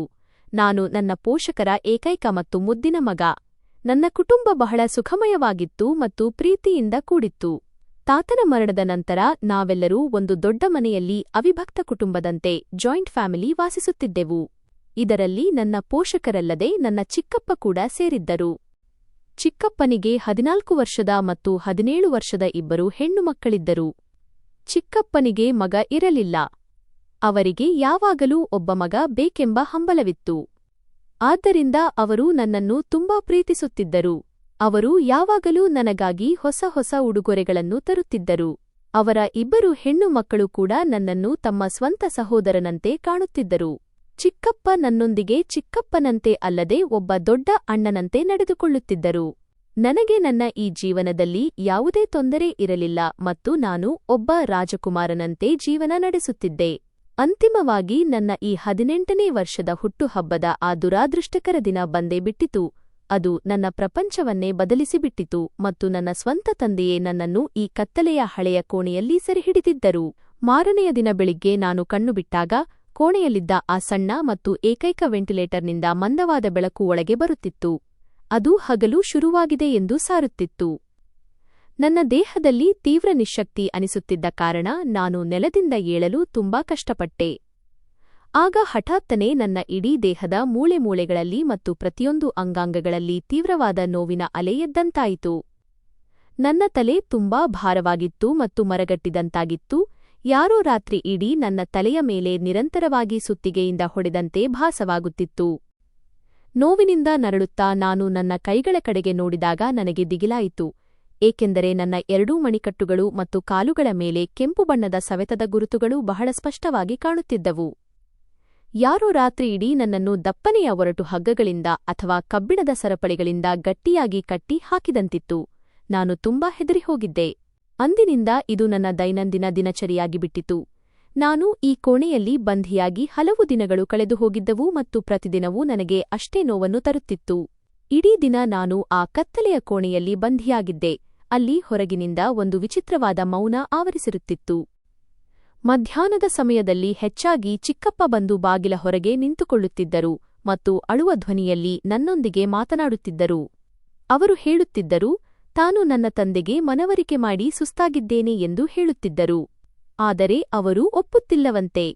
ಮತ್ತು ಪ್ರತಿ ರಾತ್ರಿ ಅಮ್ಮ ಬಂದು ನನಗೆ ತನ್ನ ಕೈಯಾರೆ ಊಟ ಮಾಡಿಸುತ್ತಿದ್ದಳು. ಅದರ ನಂತರ ನಾನು ಅದೇ ರೀತಿ ಗಾಢವಾದ ಮತ್ತು ಆರಾಮದಾಯಕ ನಿದ್ರೆಗೆ ಜಾರುತ್ತಿದ್ದೆ. ಬೆಳಿಗ್ಗೆ ಎದ್ದಾಗ ಇಡೀ ದೇಹವು ಅದೇ ರೀತಿ ನೋವು ಕೊಡುತ್ತಿತ್ತು ಮತ್ತು ಮಣಿಕಟ್ಟುಗಳಲ್ಲಿ ಕಟ್ಟಿಹಾಕಿದ ಅದೇ ಕೆಂಪು ಗುರುತುಗಳಿರುತ್ತಿದ್ದವು. ದಿನಗಳು ಕಳೆದಂತೆ ನನ್ನ ಮನಸ್ಸಿನಲ್ಲಿ ಭಯ ಹೆಚ್ಚಾಗುತ್ತಿತ್ತು. ಈ ಮುಚ್ಚಿದ ಕೋಣೆಯಲ್ಲಿ ರಾತ್ರಿಯ ಸಮಯದಲ್ಲಿ ನನ್ನೊಂದಿಗೆ ಏನು ನಡೆಯುತ್ತಿದೆ ಎಂಬುದು ನನಗೆ ತಿಳಿಯುತ್ತಿರಲಿಲ್ಲ. ಇದರಿಂದ ನನ್ನ ದೇಹದ ಮೇಲೆ ಇಷ್ಟು ಆಳವಾದ ಮತ್ತು ನೋವಿನಿಂದ ಕೂಡಿದ ಗುರುತುಗಳು ಉಂಟಾಗುತ್ತಿದ್ದವು. ನಿಜವಾಗಿಯೂ ಈ ಹಳೆಯ ಮತ್ತು ಅಶುಭ ಕೋಣೆಯಲ್ಲಿ ರಾತ್ರಿಯಲ್ಲಿ ನನ್ನ ಮೇಲೆ ದಾಳಿ ಮಾಡುವ ಯಾವುದಾದರೂ ಭೂತ, ಪ್ರೇತ ಅಥವಾ ಆತ್ಮವಿದೆಯೇ, ಅಥವಾ ನಾನೇ ನಿದ್ರೆಯಲ್ಲಿ ನನಗೆ ನಾನೇ ಹಾನಿ ಮಾಡಿಕೊಳ್ಳಲು ಪ್ರಾರಂಭಿಸಿದ್ದೇನೆಯೇ? ಹಗಲಿನಲ್ಲಿ ನಾನು ಕೋಣೆಯ ವೆಂಟಿಲೇಟರ್ನ ಹತ್ತಿರ ಹೋಗಿ ನಿಂತಾಗ ನನಗೆ ಹೊರಗಿನ ಮಂದವಾದ ಶಬ್ದಗಳು ಕೇಳಿಸುತ್ತಿದ್ದವು. ಒಂದು ದಿನ ನಾನು ವೆಂಟಿಲೇಟರ್ ಹತ್ತಿರ ನಿಂತಿದ್ದಾಗ ಚಿಕ್ಕಪ್ಪ ಫೋನ್ನಲ್ಲಿ ಹಳೆಯ ಸಂಬಂಧಿಯೊಬ್ಬರ ಜೊತೆ ಮಾತನಾಡುತ್ತಿದ್ದುದನ್ನು ಕೇಳಿಸಿಕೊಂಡೆ. ಅವರು ಬಹಳ ವಿಷಾದದಿಂದ ಹೇಳುತ್ತಿದ್ದರು, ನಿಶಾಂತ್ನ ಮಾನಸಿಕ ಸ್ಥಿತಿ ದಿನದಿಂದ ದಿನಕ್ಕೆ ಹದಗೆಡುತ್ತಿದೆ ಮತ್ತು ಅವನು ತುಂಬಾ ವಿಚಿತ್ರವಾಗಿ ವರ್ತಿಸಲು ಪ್ರಾರಂಭಿಸಿದ್ದಾನೆ ಎಂದು. ಆದ್ದರಿಂದ ಅಣ್ಣ ಅನಿವಾರ್ಯವಾಗಿ ಅವನನ್ನು ಆ ಕೋಣೆಯಲ್ಲಿ ಕೂಡಿ ಹಾಕಿದ್ದಾರೆ, ಇದರಿಂದ ಅವನು ಯಾರಿಗೂ ಹಾನಿ ಮಾಡಬಾರದು ಎಂದು. ಚಿಕ್ಕಪ್ಪನ ಮಾತುಗಳನ್ನು ಕೇಳಿ ನನ್ನ ಕಾಲ ಕೆಳಗಿನ ನೆಲವೇ ಕುಸಿದಂತಾಯಿತು. ಚಿಕ್ಕಪ್ಪ ಹೇಳಿದ್ದು ನಿಜವೇ? ನಾನು ಒಳಗಿನಿಂದ ಹುಚ್ಚನಾಗುತ್ತಿದ್ದೇನೆಯೇ? ಆದರೆ ನನ್ನ ಮನಸ್ಸು ಇದನ್ನು ನಂಬಲು ಸಿದ್ಧವಿರಲಿಲ್ಲ, ಏಕೆಂದರೆ ಆ ಕತ್ತಲೆಯ ಸಮಯದ ವಿಚಿತ್ರವಾದ ನಿದ್ರೆಯನ್ನು ಹೊರತುಪಡಿಸಿ ನನ್ನ ಮೆದುಳು ಸಂಪೂರ್ಣವಾಗಿ ಸರಿಯಾಗಿತ್ತು ಮತ್ತು ನನ್ನ ಆಲೋಚನೆಗಳು ಸ್ಪಷ್ಟವಾಗಿದ್ದವು. ಹಲವಾರು ವಾರಗಳ ಕಾಲ ನಿರಂತರವಾದ ಈ ಸೆರೆಮನೆವಾಸ, ಪ್ರತಿದಿನ ರಾತ್ರಿಯ ಪ್ರಜ್ಞಾಹೀನತೆ ಮತ್ತು ದೇಹದ ಮೇಲಿನ ಈ ಗುರುತುಗಳು ನನ್ನನ್ನು ಯಾವುದಾದರೂ ಅಪಾಯಕಾರಿ ನಿರ್ಧಾರ ತೆಗೆದುಕೊಳ್ಳುವಂತೆ ಪ್ರೇರೇಪಿಸುತ್ತಿದ್ದವು. ಇಂದು ನಾನು ಹೇಗಾದರೂ ಮಾಡಿ ಎಚ್ಚರವಾಗಿಯೇ ಇರುತ್ತೇನೆ ಮತ್ತು ಈ ದಟ್ಟವಾದ ಕತ್ತಲೆಯಲ್ಲಿ ನನ್ನೊಂದಿಗೆ ಏನು ನಡೆಯುತ್ತಿದೆ ಮತ್ತು ನನ್ನೊಂದಿಗೆ ಈ ಆಟವನ್ನು ಆಡುತ್ತಿರುವವರು ಯಾರು ಎಂಬುದನ್ನು ಕಣ್ಣಾರೆ ನೋಡುತ್ತೇನೆ ಎಂದು ನಾನು ದೃಢವಾದ ನಿರ್ಧಾರ ಮಾಡಿದೆ. ರಾತ್ರಿಯ ಸಮಯದಲ್ಲಿ ಅಮ್ಮ ಎಂದಿನಂತೆ ನನಗಾಗಿ ಊಟ ತಂದಾಗ ನಾನು ನನ್ನ ಯೋಜನೆಯ ಮೇಲೆ ಗಮನ ಕೇಂದ್ರೀಕರಿಸಲು ಪ್ರಾರಂಭಿಸಿದೆ. ಅವರನ್ನು ನನ್ನ ಮಾತುಗಳಲ್ಲಿ ಸಿಲುಕಿಸಲು ಪ್ರಯತ್ನಿಸಿದೆ. ನಾನು ಅಳುತ್ತಾ ಅವರ ಕೈ ಹಿಡಿದು ಮುಗ್ಧತೆಯಿಂದ ಹಳೆಯ ವಿಷಯಗಳನ್ನು ಮಾತನಾಡಲು ಪ್ರಾರಂಭಿಸಿದೆ. ನನ್ನ ಮಾತುಗಳನ್ನು ಕೇಳಿ ಅಮ್ಮ ಭಾವುಕರಾದರು ಮತ್ತು ನನ್ನನ್ನು ಅಪ್ಪಿಕೊಂಡು ಜೋರಾಗಿ ಅಳಲು ಪ್ರಾರಂಭಿಸಿದರು. ಆ ಸಮಯದಲ್ಲಿ ಅವರ ಗಮನ ನನ್ನ ಮೇಲಿರದಿದ್ದಾಗ ಅವರು ತಮ್ಮ ಕೈಯಾರೆ ನೀಡಿದ ಊಟದ ತುತ್ತನ್ನು ನಾನು ನುಂಗುವ ಬದಲು ಜಾಣ್ಮೆಯಿಂದ ನನ್ನ ಹಾಸಿಗೆಯ ತಲೆದಿಂಬಿನ ಕೆಳಗೆ ಬಚ್ಚಿಟ್ಟೆ. ಅಮ್ಮ ಹೋದ ನಂತರ ನಾನು ಆ ಆಹಾರವನ್ನು ಅಲ್ಲಿಯೇ ಬಚ್ಚಿಟ್ಟು ನಾನೇ ಹಾಸಿಗೆಯ ಮೇಲೆ ಮಲಗಿದಂತೆ ನಟಿಸಲು ಪ್ರಾರಂಭಿಸಿದೆ. ಕೋಣೆಯಲ್ಲಿ ಉಸಿರುಗಟ್ಟುವಿಕೆ ಉಂಟಾಗುತ್ತಿತ್ತು. ಕತ್ತಲೆಯಾಗಿತ್ತು ಮತ್ತು ನಾನು ನನ್ನ ಉಸಿರನ್ನು ಬಿಗಿಹಿಡಿದು ಎಚ್ಚರವಾಗಿದ್ದೆ. ಸಮಯ ಕಳೆಯುತ್ತಿತ್ತು. ಹಠಾತ್ತನೆ ಬಾಗಿಲಿನ ಹೊರಗೆ ಚಿಲಕ ತೆಗೆಯುವ ಸಣ್ಣ ಶಬ್ದ ಕೇಳಿಸಿತು. ಯಾರೋ ಮೆಲ್ಲನೆ ಹೆಜ್ಜೆ ಹಾಕುತ್ತಾ ನನ್ನ ಹಾಸಿಗೆಯ ಹತ್ತಿರ ಬಂದು ನಿಂತಂತಾಯಿತು. ಆ ವ್ಯಕ್ತಿಯ ಹೆಜ್ಜೆಗಳ ಶಬ್ದ ಸರಿಯಾಗಿ ನನ್ನ ಪಕ್ಕದಲ್ಲೇ ಬಂದು ನಿಂತಿತು ಮತ್ತು ಯಾರೋ ನನ್ನ ಮೇಲೆ ಬಾಗುತ್ತಿದ್ದಾರೆ ಎಂದು ನನಗೆ ಅನಿಸಿತು. ನಾನು ಧೈರ್ಯ ಮಾಡಿ ನನ್ನ ಕಣ್ಣಿನ ರೆಪ್ಪೆಗಳನ್ನು ಸ್ವಲ್ಪ ತೆರೆದು ನೋಡಿದಾಗ ವೆಂಟಿಲೇಟರ್ನಿಂದ ಬರುತ್ತಿದ್ದ ಚಂದ್ರನ ಮಂದವಾದ ಬೆಳಕು ಆ ವ್ಯಕ್ತಿಯ ಮುಖದ ಮೇಲೆ ಬೀಳುತ್ತಿತ್ತು. ಅವರ ಮುಖವನ್ನು ನೋಡಿದ ತಕ್ಷಣ ನನ್ನ ದೇಹದ ರಕ್ತವೆಲ್ಲವೂ ಹೆಪ್ಪುಗಟ್ಟಿದಂತಾಯಿತು ಮತ್ತು ನನ್ನ ಉಸಿರುಗಂಟಲಲ್ಲೇ ಸಿಲುಕಿಕೊಂಡಿತು. ಅವರು ಯಾವುದೇ ಭೂತ, ಪ್ರೇತ ಅಥವಾ ಆತ್ಮವಾಗಿರಲಿಲ್ಲ, ಬದಲಾಗಿ ನಾನು ಈ ಜಗತ್ತಿನಲ್ಲಿ ಅತಿ ಹೆಚ್ಚು ಪ್ರೀತಿಸುತ್ತಿದ್ದ ನನ್ನ ಚಿಕ್ಕಪ್ಪನಾಗಿದ್ದರು. ಅವರ ಕೈಯಲ್ಲಿ ಒಂದು ಸಣ್ಣ ಸೀಸೆ ಮತ್ತು ಒಂದು ಕರವಸ್ತ್ರವಿತ್ತು, ಅದರಿಂದ ವಿಚಿತ್ರವಾದ ವಾಸನೆ ಬರುತ್ತಿತ್ತು. ಚಿಕ್ಕಪ್ಪನ ಮುಖದಲ್ಲಿ ನಾನು ಯಾವಾಗಲೂ ನೋಡುತ್ತಿದ್ದ ಆ ಪ್ರೀತಿಯ ನಗು ಇರಲಿಲ್ಲ, ಬದಲಾಗಿ ಅವರ ಕಣ್ಣುಗಳಲ್ಲಿ ಭಯಾನಕತೆ ಎದ್ದು ಕಾಣುತ್ತಿತ್ತು. ಅವರ ಆ ಭಯಾನಕ ರೂಪವನ್ನು ನೋಡಿ ನನ್ನ ಮೆದುಳು ಸ್ತಬ್ಧವಾಯಿತು ಮತ್ತು ನನ್ನೊಳಗೆ ಏನೋ ಒಡೆದು ಚೂರಾದಂತಾಯಿತು. ಚಿಕ್ಕಪ್ಪ ಆ ಸೀಸೆಯ ಮುಚ್ಚಳವನ್ನು ತೆರೆದು ಅದರಲ್ಲಿರುವ ಔಷಧಿಯ ಕೆಲವು ಹನಿಗಳನ್ನು ಕರವಸ್ತ್ರದ ಮೇಲೆ ಸುರಿಸಿದರು. ಆ ವಾಸನೆ ಎಷ್ಟು ತೀಕ್ಷ್ಣವಾಗಿತ್ತೆಂದರೆ ನನ್ನ ತಲೆ ಸುತ್ತಲೂ ಶುರುವಾಯಿತು ಮತ್ತು ನನಗೆ ವಾಂತಿ ಬಂದಂತಾಯಿತು. ಆದರೆ ನಾನು ನನ್ನ ಪೂರ್ಣ ಧೈರ್ಯವನ್ನು ಒಟ್ಟುಗೂಡಿಸಿ ನನ್ನ ಉಸಿರನ್ನು ಗಟ್ಟಿಯಾಗಿ ಬಿಗಿಹಿಡಿದುಕೊಂಡೆ. ಚಿಕ್ಕಪ್ಪ ಆ ಒದ್ದೆಯಾದ ಕರವಸ್ತ್ರವನ್ನು ನನ್ನ ಮೂಗು ಮತ್ತು ಬಾಯಿಯ ಪಕ್ಕಕ್ಕೆ ತಂದರು ಮತ್ತು ಸ್ವಲ್ಪ ಸಮಯದವರೆಗೆ ಅಲ್ಲೇ ಒತ್ತಿ ಹಿಡಿದರು. ನಾನು ಈ ಔಷಧಿಯನ್ನು ಪೂರ್ತಿಯಾಗಿ ಸೇವಿಸಿ, ವಾಸನೆ ಕುಡಿದು, ಗಾಢವಾದ ಪ್ರಜ್ಞಾಹೀನ ಸ್ಥಿತಿಗೆ ತಲುಪಲಿ ಎಂದು ಅವರು ಖಚಿತಪಡಿಸಿಕೊಳ್ಳಲು ಬಯಸಿದ್ದರು. ಔಷಧಿ ತನ್ನ ಕೆಲಸ ಮಾಡಿದೆ ಎಂದು ಅವರಿಗೆ ನಂಬಿಕೆ ಬಂದಾಗ ಅವರು ಕರವಸ್ತ್ರವನ್ನು ತೆಗೆದರು ಮತ್ತು ಅವರ ತುಟಿಗಳ ಮೇಲೆ ಒಂದು ಭಯಾನಕ ನಗು ಮೂಡಿತು. ನಂತರ ಅವರು ಒಂದು ದಪ್ಪನೆಯ ಮತ್ತು ಒರಟಾದ ಹಗ್ಗವನ್ನು ಹೊರತೆಗೆದರು. ಆಮೇಲೆ ಅವರು ಯಾವುದೇ ಕರುಣೆಯಿಲ್ಲದೆ ನನ್ನ ಎರಡೂ ಕೈಗಳನ್ನು ಮಂಚದ ಕಾಲುಗಳಿಗೆ ಕಟ್ಟಲು ಪ್ರಾರಂಭಿಸಿದರು. ಆ ಹಗ್ಗ ನನ್ನ ಮಣಿಕಟ್ಟುಗಳನ್ನು ಕೆತ್ತುತ್ತಿತ್ತು ಮತ್ತು ನನಗೆ ತೀವ್ರವಾದ ನೋವಾಗುತ್ತಿತ್ತು. ಆದರೆ ನನ್ನ ಬಾಯಿಯಿಂದ ಯಾವುದೇ ಶಬ್ದ ಹೊರಬರದಂತೆ ನಾನು ನನ್ನ ತುಟಿಗಳನ್ನು ಹಲ್ಲುಗಳ ನಡುವೆ ಗಟ್ಟಿಯಾಗಿ ಕಚ್ಚಿ ಹಿಡಿದುಕೊಂಡಿದ್ದೆ.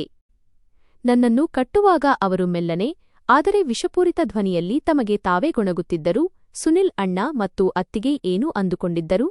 ನಿನ್ನನ್ನು ಈ ಕತ್ತಲು ಕೋಣೆಯಲ್ಲಿ ಅಡಗಿಸಿ ನನ್ನ ದೃಷ್ಟಿಯಿಂದ ನಿನ್ನನ್ನು ಉಳಿಸಬಹುದು ಎಂದುಕೊಂಡಿದ್ದರಾ? ಆದರೆ ಆ ಮೂರ್ಖರಿಗೆ ತಿಳಿಯದು, ನನ್ನ ಕೈಗೆ ಸಿಗದಂತೆ ಯಾರೂ ತಪ್ಪಿಸಿಕೊಳ್ಳಲು ಸಾಧ್ಯವಿಲ್ಲ ಎಂದು.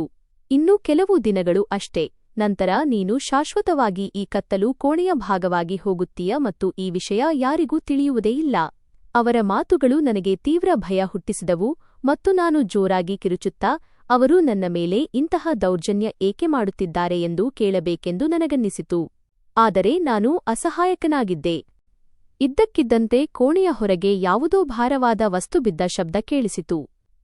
ಈ ಹಠಾತ್ ಸದ್ದಿನಿಂದ ಚಿಕ್ಕಪ್ಪ ಕೆಂಡಾಮಂಡಲವಾಗಿ ಬೆಚ್ಚಿಬಿದ್ದರು ಮತ್ತು ಅವರ ಕೈಯಲ್ಲಿದ್ದ ಆ ಸೀಸೆ ಕೆಳಗೆ ಬೀಳುವುದರಿಂದ ಕೂದಲೆಳೆ ಅಂತರದಲ್ಲಿ ತಪ್ಪಿತು. ಅವರು ಗಾಬರಿಯಿಂದ ಬಾಗಿಲ ಕಡೆ ನೋಡಿದರು ಮತ್ತು ಅವರ ಹಣೆಯ ಮೇಲೆ ಬೆವರಿನ ಹನಿಗಳು ಮೂಡಿದವು. ಹೊರಗಿನಿಂದ ಯಾರೋ ಈ ಕೋಣೆಯ ಕಡೆಗೆ ಬರುತ್ತಿರುವಂತೆ ಹೆಜ್ಜೆಗಳ ಸದ್ದು ಕೇಳಿಸುತ್ತಿತ್ತು. ಚಿಕ್ಕಪ್ಪನ ಮುಖದಲ್ಲಿದ್ದ ಆ ದ್ವೇಷದ ಭಾವನೆ ಕ್ಷಣಮಾತ್ರದಲ್ಲಿ ಭಯವಾಗಿ ಬದಲಾಯಿತು ಮತ್ತು ಅವರು ತಕ್ಷಣ ಆ ಹಗ್ಗವನ್ನು ಅಲ್ಲಿಯೇ ಬಿಟ್ಟು ಅವಸರದಲ್ಲಿ ಕೋಣೆಯ ಬಾಗಿಲು ತೆರೆದು ಹೊರಗೆ ಕತ್ತಲಲ್ಲಿ ಮಾಯವಾದರು. ಅವರು ಹೋದ ನಂತರ ನಾನು ದೀರ್ಘವಾದ ನಿಟ್ಟುಸಿರು ಬಿಟ್ಟೆ. ಆದರೆ ನನ್ನ ಇಡೀ ಅಸ್ತಿತ್ವ ಇನ್ನೂ ಆಘಾತ ಮತ್ತು ಭಯದಿಂದ ನಡುಗುತ್ತಿತ್ತು. ಆ ಹೆಜ್ಜೆಗಳ ಸದ್ದು ಕೂಡ ಸ್ವಲ್ಪ ಸಮಯದ ನಂತರ ಮಾಯವಾಯಿತು. ಆದರೆ ಇದೆಲ್ಲವೂ ನನ್ನ ಮೆದುಳಿನಲ್ಲಿ ಅನೇಕ ಗೊಂದಲಗಳನ್ನು ಹುಟ್ಟುಹಾಕಿತು. ಅಸಲಿಗೆ ಆ ಸದ್ದು ಯಾವುದಾಗಿತ್ತು? ಮತ್ತು ಯಾರ ಹೆಜ್ಜೆಯ ಸದ್ದು ಕೇಳಿ ಚಿಕ್ಕಪ್ಪ ಅಷ್ಟೊಂದು ಗಾಬರಿಯಾಗಿ ಓಡಿಹೋದರು? ಉಳಿದ ಇಡೀ ರಾತ್ರಿಯನ್ನು ನಾನು ಇದೇ ಗೊಂದಲ ಮತ್ತು ನೋವಿನಲ್ಲಿ ಎಚ್ಚರವಾಗಿಯೇ ಕಳೆದಿದ್ದೆ. ನನ್ನ ಕೈಗಳು ಕಟ್ಟಲ್ಪಟ್ಟಿದ್ದವು ಮತ್ತು ಮಣಿಕಟ್ಟುಗಳ ಮೇಲೆ ಹಗ್ಗದ ಉಜ್ಜುವಿಕೆಯಿಂದ ತೀವ್ರ ಉರಿ ಉಂಟಾಗುತ್ತಿತ್ತು. ಆದರೆ ದೈಹಿಕ ನೋವಿಗಿಂತ ಹೆಚ್ಚಾಗಿ ನನಗೆ ಮಾನಸಿಕ ಆಘಾತವೇ ಹೆಚ್ಚು ತೊಂದರೆ ಕೊಡುತ್ತಿತ್ತು. ಚಿಕ್ಕಪ್ಪನ ಅಸಲಿ ಮುಖ ನೋಡಿದ ನಂತರ ನನಗಾದ ಆ ಆಘಾತ ಸಣ್ಣದೇನಲ್ಲ. ಇದೆಲ್ಲದಕ್ಕೂ ಕಾರಣವೇನಿರಬಹುದು ಎಂದು ನಾನು ಸತತವಾಗಿ ಯೋಚಿಸುತ್ತಿದ್ದೆ. ನನ್ನಿಂದ ಅಂತಹ ಯಾವ ತಪ್ಪು ನಡೆದಿದೆ ಎಂದು ನನಗೆ ಇಷ್ಟು ದೊಡ್ಡ ಶಿಕ್ಷೆ ನೀಡಲಾಗುತ್ತಿದೆ? ಯಾವ ಚಿಕ್ಕಪ್ಪ ನಾನು ಒಂದು ಬಾರಿ ಸೀನಿದರೆ ಸಾಕು ಇಡೀ ಮನೆಯನ್ನೇ ತಲೆಯ ಮೇಲೆ ಹೊತ್ತುಕೊಳ್ಳುತ್ತಿದ್ದರೋ, ನನಗಾಗಿ ಜಗತ್ತಿನ ಎಲ್ಲಾ ಸಂತೋಷಗಳನ್ನು ತರುತ್ತೇನೆ ಎಂದು ಹೇಳುತ್ತಿದ್ದರೋ, ಅವರು ಇದ್ದಕ್ಕಿದ್ದಂತೆ ನನ್ನ ಜೀವಕ್ಕೆ ಶತ್ರುವಾದದ್ದು ಹೇಗೆ? ಅವರ ಆ ಮಾತುಗಳು ನನ್ನ ಮೆದುಳಿನಲ್ಲಿ ಮತ್ತೆ ಮತ್ತೆ ಪ್ರತಿಧ್ವನಿಸುತ್ತಿದ್ದವು. ನೀನು ಶಾಶ್ವತವಾಗಿ ಈ ಕತ್ತಲೆಯ ಭಾಗವಾಗಿ ಹೋಗುತ್ತೀಯಾ? ಈ ಮನೆಯ 4 ಗೋಡೆಗಳ ಮಧ್ಯೆ ಅಂತಹ ಯಾವ ರಹಸ್ಯ ಅಡಗಿದೆ? ಅದಕ್ಕೆ ನನ್ನನ್ನು ಬಲಿ ನೀಡಲಾಗುತ್ತಿದೆ ಎಂಬುದು ನನಗೆ ಅರ್ಥವಾಗುತ್ತಿರಲಿಲ್ಲ. ಮತ್ತು ನನ್ನ ಪೋಷಕರು? ಅವರು ಕೂಡ ಈ ಎಲ್ಲಾ ದೌರ್ಜನ್ಯದ ಭಾಗವಾಗಿದ್ದಾರೆಯೇ? ಏಕೆಂದರೆ ಆ ರಾತ್ರಿ ನನ್ನ ಜೀವನದ ಅತ್ಯಂತ ಕಠಿಣ ಮತ್ತು ಭಯಾನಕ ರಾತ್ರಿಯಾಗಿತ್ತು. ಅದು ನನ್ನ ಪ್ರತಿಯೊಂದು ಸಂಬಂಧದ ಮೇಲಿನ ನಂಬಿಕೆಯನ್ನು ಅಳಿಸಿಹಾಕಿತ್ತು. ಮರುದಿನ ಮುಂಜಾನೆ ಕಿಟಕಿಯಿಂದ ಬೆಳಕು ಒಳಗೆ ಬಂದಾಗ ನನ್ನ ದೇಹವು ನೋವಿನಿಂದ ಜರ್ಜರಿತವಾಗಿತ್ತು. ಆದರೆ ನನ್ನ ಮೆದುಳು ಎಷ್ಟು ಸ್ಪಷ್ಟವಾಗಿ ಮತ್ತು ಎಚ್ಚರವಾಗಿತ್ತೆಂದರೆ ನನಗೆ ಹೊರಗಿನಿಂದ ಬರುವ ಬೆಳಕಿಗಿಂತಲೂ ಹೆಚ್ಚು ಸ್ಪಷ್ಟವಾಗಿ ಪ್ರತಿಯೊಂದು ವಿಷಯವೂ ಕಾಣಿಸುತ್ತಿತ್ತು. ಅಮ್ಮ ನನಗೆ ನೀಡುವ ಆ ಊಟದ ನಂತರ ನನಗಾಗುವ ಪ್ರಜ್ಞಾಹೀನ ಸ್ಥಿತಿಯು ಅಸಲಿಗೆ ಚಿಕ್ಕಪ್ಪನ ಔಷಧಿಯ ಕೆಟ್ಟ ಪರಿಣಾಮದಿಂದ ನನ್ನನ್ನು ರಕ್ಷಿಸುತ್ತಿದೆ ಎಂಬ ಸುಳಿವು ನನಗೆ ಸಿಕ್ಕಿತ್ತು. ಆದರೆ ನನ್ನ ಮನಸ್ಸಿನಲ್ಲಿ ಇನ್ನೂ ಒಂದು ಭಯ ಉಳಿದಿತ್ತು. ಆ ಊಟ ನನಗೆ ಶಾಶ್ವತವಾಗಿ ಏನಾದರೂ ಹಾನಿ ಮಾಡಬಹುದೇ ಅಥವಾ ನನ್ನ ಮನಸ್ಸು ಏನು ಹೇಳುತ್ತಿದೆಯೋ ಅದು ನಿಜವೋ ಅಲ್ಲವೋ ಎಂದು. ಆದರೆ ನನ್ನ ಪೋಷಕರ ಮೇಲೆ ನನಗೆ ಸಂಶಯಪಡಲು ಸಾಧ್ಯವಾಗುತ್ತಿರಲಿಲ್ಲ. ನಾನು ಚಿಕ್ಕಪ್ಪನ ಅಸಲಿ ಮುಖವನ್ನೇನೋ ನೋಡಿಬಿಟ್ಟಿದ್ದೆ, ಆದರೆ ಈಗ ನನ್ನ ಪೋಷಕರ ರೀತಿಯನ್ನು ಕೂಡ ಪರೀಕ್ಷಿಸಲು ಬಯಸಿದ್ದೆ. ಮುಂದಿನ ಕೆಲವು ದಿನಗಳವರೆಗೆ ಅಮ್ಮ ತರುವ ಊಟವನ್ನು ನಾನು ಕಿಂಚಿತ್ತೂ ತಿನ್ನುವುದಿಲ್ಲ ಮತ್ತು ಅದನ್ನು ತಲೆದಿಂಬಿನ ಕೆಳಗೆ ಬಚ್ಚಿಡುತ್ತಲೇ ಇರುತ್ತೇನೆ. ಆಗ ಈ ಔಷಧಿ ಇಲ್ಲದೆ ನನ್ನ ದೇಹದ ಮೇಲೆ ಏನು ಪರಿಣಾಮವಾಗುತ್ತದೆ ಎಂದು ನೋಡುತ್ತೇನೆ ಎಂದು ನಿರ್ಧರಿಸಿದೆ. ರಾತ್ರಿ ಎಂದಿನಂತೆ ಅಮ್ಮ ಊಟ ತಂದಾಗ ಅವರ ಮುಖ ಮೊದಲಿಗಿಂತಲೂ ಹೆಚ್ಚು ಬಾಡಿಹೋಗಿತ್ತು ಮತ್ತು ದುಃಖದಿಂದ ತೊಯ್ದು ಹೋಗಿತ್ತು. ನಾನು ಅವರ ಕಣ್ಣುಗಳನ್ನು ನೋಡಲಿಲ್ಲ ಮತ್ತು ಮೌನವಾಗಿ ಅವರು ನೀಡಿದ ತುತ್ತುಗಳನ್ನು ಬಾಯಿಯಲ್ಲಿ ಇಟ್ಟುಕೊಳ್ಳುತ್ತಿದ್ದೆ, ಆದರೆ ಅದನ್ನು ನುಂಗುವ ಬದಲು ಬಚ್ಚಿಡುತ್ತಿದ್ದೆ. ಅಮ್ಮ ನನ್ನ ಮೌನವನ್ನು ನನ್ನ ದ್ವೇಷ ಎಂದು ತಿಳಿದು ಬೇಸರಗೊಂಡರು ಮತ್ತು ನನ್ನ ತಲೆಯನ್ನು ಸವರುತ್ತಾ ಅಳುತ್ತಾ ಅಲ್ಲಿಂದ ಹೋದರು. ನಾನು ಆ ಎಲ್ಲಾ ಊಟವನ್ನು ಹಾಸಿಗೆಯ ಚಾದರದಲ್ಲಿ ಸುತ್ತಿ ಒಂದು ಕಡೆ ಇಟ್ಟೆ ಮತ್ತು ಎಚ್ಚರವಿದ್ದು ರಾತ್ರಿಯ ಕಾಯತೊಡಗಿದೆ. ಆ ರಾತ್ರಿ ಮತ್ತು ನಂತರ ಬಂದ 2 ರಾತ್ರಿಗಳನ್ನು ನಾನು ಅದೇ ನೋವಿನಲ್ಲಿ ಕಳೆದಿದ್ದೆ. ಚಿಕ್ಕಪ್ಪನ ಆ ಔಷಧಿಯ ವಾಸನೆ ಕುಡಿಯುವಂತೆ ನಟಿಸುತ್ತಿದ್ದೆ ಮತ್ತು ಅವರು ನನ್ನನ್ನು ಕಟ್ಟಿ ಹೊರಟು ಹೋಗುತ್ತಿದ್ದರು. ಆ ರಾತ್ರಿಗಳಲ್ಲಿ ಕೂಡ ನಾನು ಜಾಗರೂಕನಾಗಿದ್ದೆ ಮತ್ತು ಹೊರಗೆ ಸ್ವಲ್ಪವೇ ಸದ್ದಾದರೂ ಬೆಚ್ಚಿಬೀಳುತ್ತಿದ್ದೆ. ಅವರಿಗೆ ಯಾರದ್ದೋ ಭಯವಿದೆ ಎಂಬಂತೆ ಕಾಣುತ್ತಿತ್ತು. ಆದರೆ ಊಟ ಮಾಡದೇ ಇರುವುದರಿಂದ ಮತ್ತು ಈ ಔಷಧಿಯ ಪರಿಣಾಮದಿಂದಾಗಿ ನನ್ನ ದೇಹವು ಅಪಾಯಕಾರಿ ಮಟ್ಟಕ್ಕೆ ಶಿಥಿಲಗೊಳ್ಳಲು ಬಳಲಲು ಪ್ರಾರಂಭಿಸಿತ್ತು. 3ನೇ ದಿನ ನನಗೆ ತೀವ್ರವಾದ ಗಾಬರಿ ಮತ್ತು ವಾಕರಿಕೆ ಬರಲು ಶುರುವಾಯಿತು. ನನ್ನ ಜೀವವೇ ಹೋಗಿಬಿಡುತ್ತದೆ ಎನಿಸತೊಡಗಿತು. ನನ್ನ ಇಡೀ ಶರೀರವು ಒಂದು ವಿಚಿತ್ರವಾದ ಜ್ವರದಿಂದ ಸುಡುತ್ತಿತ್ತು ಮತ್ತು ಕಾಲುಗಳು ಕೆಟ್ಟದಾಗಿ ನಡುಗುತ್ತಿದ್ದವು. ನನಗೆ ಎಲ್ಲಾ ಕಡೆ ಭಯಾನಕ ಮುಖಗಳು ಕಾಣಿಸತೊಡಗಿದವು ಮತ್ತು ನನ್ನ ಹೃದಯವು ಎಷ್ಟು ವೇಗವಾಗಿ ಬಡಿಯುತ್ತಿತ್ತೆಂದರೆ ಎದೆಯಲ್ಲಿ ನೋವು ಉಂಟಾಗತೊಡಗಿತು. ಆ ಸಮಯದಲ್ಲಿ ನನಗೆ ಆ ಕಹಿ ಮತ್ತು ಸತ್ಯವಾದ ವಾಸ್ತವವು ಸಂಪೂರ್ಣವಾಗಿ ಅರ್ಥವಾಗಿತ್ತು. ಏನೆಂದರೆ ತಾಯಿ ತರುತ್ತಿದ್ದ ಈ ಆಹಾರದಲ್ಲಿ ಖಂಡಿತವಾಗಿಯೂ ಅಂತಹ ಯಾವುದೋ ಕೆಮಿಕಲ್ ಇರುತ್ತಿತ್ತು. ಅದು ಚಿಕ್ಕಪ್ಪನ ಔಷಧಿಯ ಪ್ರಭಾವವನ್ನು ತಡೆಯುತ್ತಿತ್ತು. ತಂದೆ ತಾಯಿಯ ಈ ಸೆರೆಯ ಉದ್ದೇಶ ನನ್ನನ್ನು ಒಂಟಿ ಮಾಡುವುದಾಗಿರಲಿಲ್ಲ, ಬದಲಾಗಿ ಈ ಮುಕ್ತ ಜಗತ್ತಿನಲ್ಲಿ ಅಲೆಯುವ ಆ ತೋಳದಿಂದ ನನ್ನನ್ನು ಉಳಿಸುವುದಾಗಿತ್ತು. ಯಾರು ಪ್ರೀತಿಯ ವೇಷ ಧರಿಸಿ ನನ್ನ ಪ್ರಾಣ ಮತ್ತು ನನ್ನ ಬುದ್ಧಿಯ ಶತ್ರುವಾಗಿದ್ದನೋ. ನನ್ನ ಸ್ಥಿತಿಯು ಎಷ್ಟು ಗಂಭೀರವಾಗುತ್ತಿತ್ತೆಂದರೆ ನಾನು ನೆಲದ ಮೇಲೆ ಬಿದ್ದು ನೋವಿನಿಂದ ತತ್ತರಿಸುತ್ತಿದ್ದೆ ಮತ್ತು ನನ್ನ ಬಾಯಿಯಿಂದ ನೊರೆ ಬರಲಾರಂಭಿಸಿತ್ತು. ನನಗೆ ನನ್ನ ಮೇಲೆ ಮತ್ತು ನನ್ನ ಮೂರ್ಖತನದ ಮೇಲೆ ತುಂಬಾ ಕೋಪ ಬರುತ್ತಿತ್ತು. ಏನೆಂದರೆ ನಾನು ನನ್ನವರ ಪ್ರೀತಿಯನ್ನು ದೌರ್ಜನ್ಯವೆಂದು ತಿಳಿದು ನನ್ನನ್ನು ರಕ್ಷಿಸುತ್ತಿದ್ದ ಆ ಔಷಧಿಯನ್ನು ತಿನ್ನುವುದನ್ನು ಏಕೆ ಬಿಟ್ಟೆ ಎಂದು.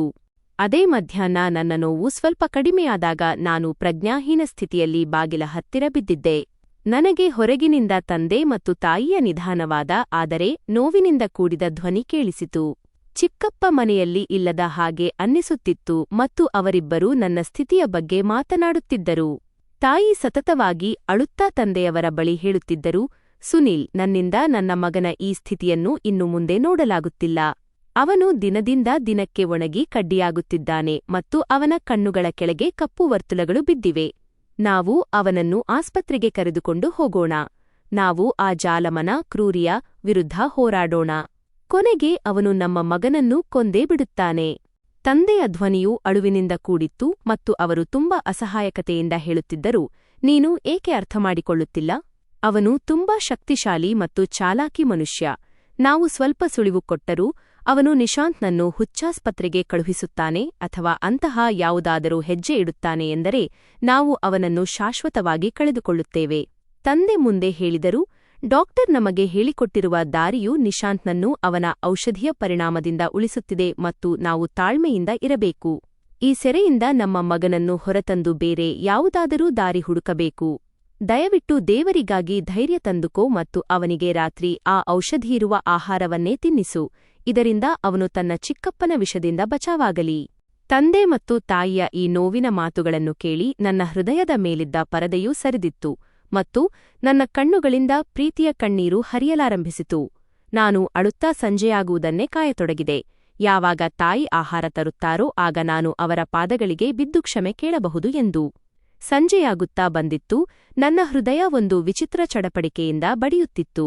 ಯಾವಾಗ ಬಾಗಿಲಿನ ಭಾರವಾದ ಬೀಗ ತೆರೆಯಿತೋ ಮತ್ತು ತಾಯಿ ಆಹಾರದ ತಟ್ಟೆಯನ್ನು ಹಿಡಿದು ಒಳಗೆ ಬಂದರೋ ನಾನು ವೇಗವಾಗಿ ಮುಂದೆ ಹೋಗಿ ಅವರ ಪಾದಗಳಿಗೆ ಬಿದ್ದು ಬಿಕ್ಕಿ ಬಿಕ್ಕಿ ಅಳಲಾರಂಭಿಸಿದೆ.